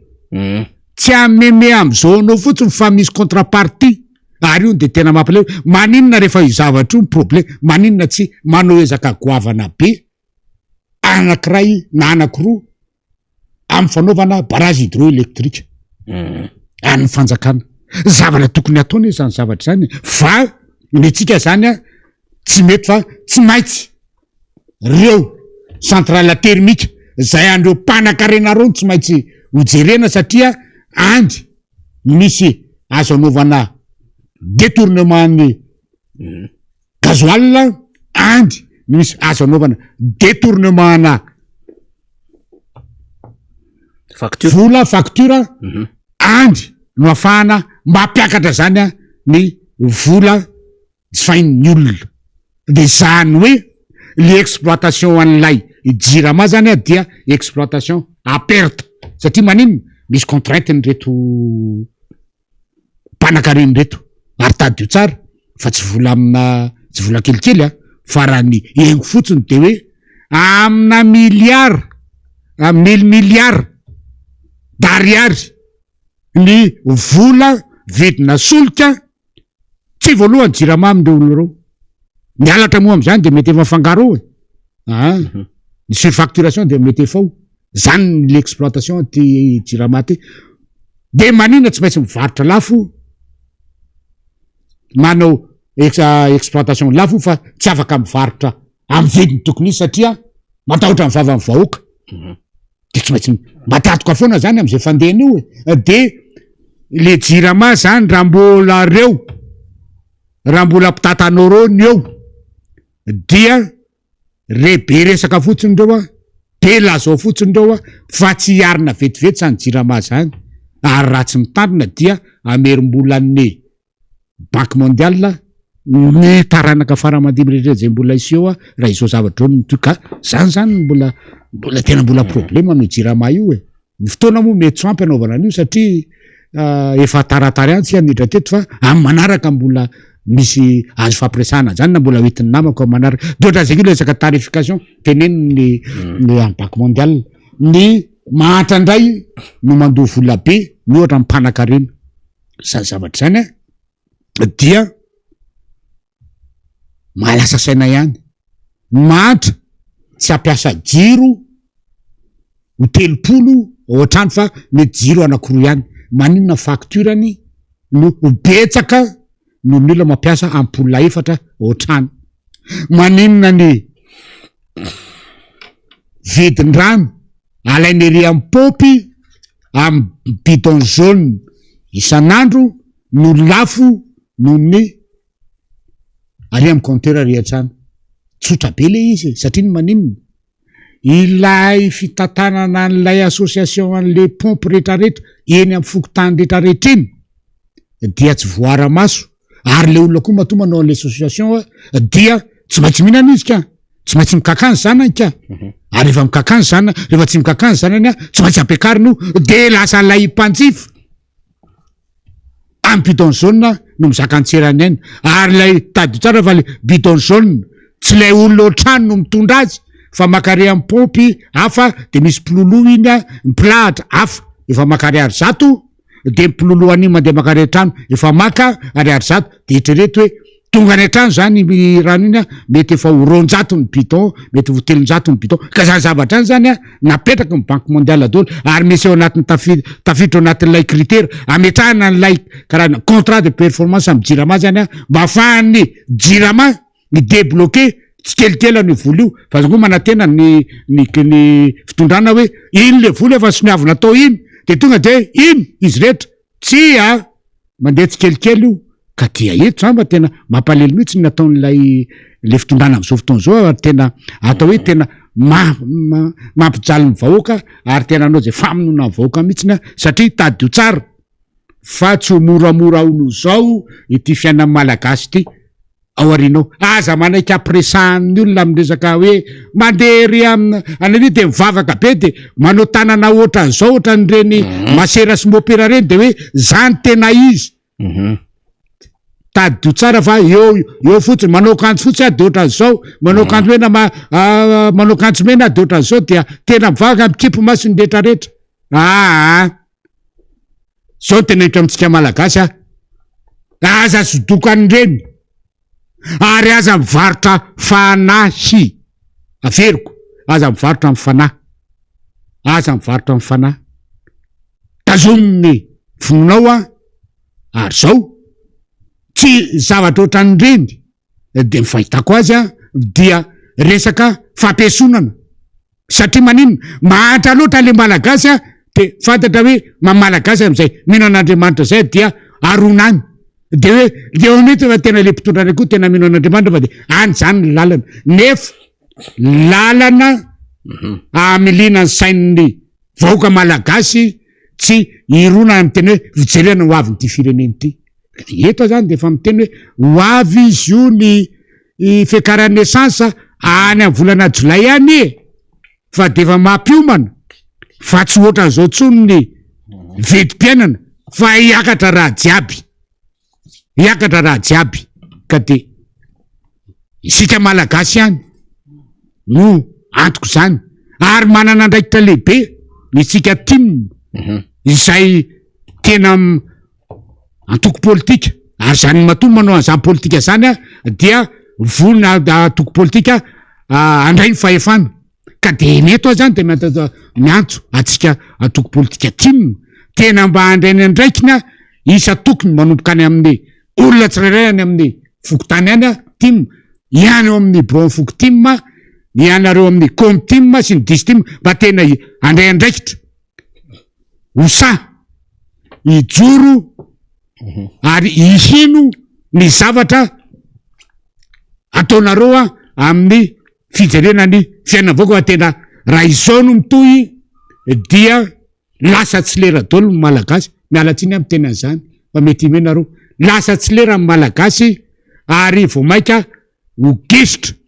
any amin'ny farany de farany na i Soudan sy Mozambique zay nisy ady an-trano azy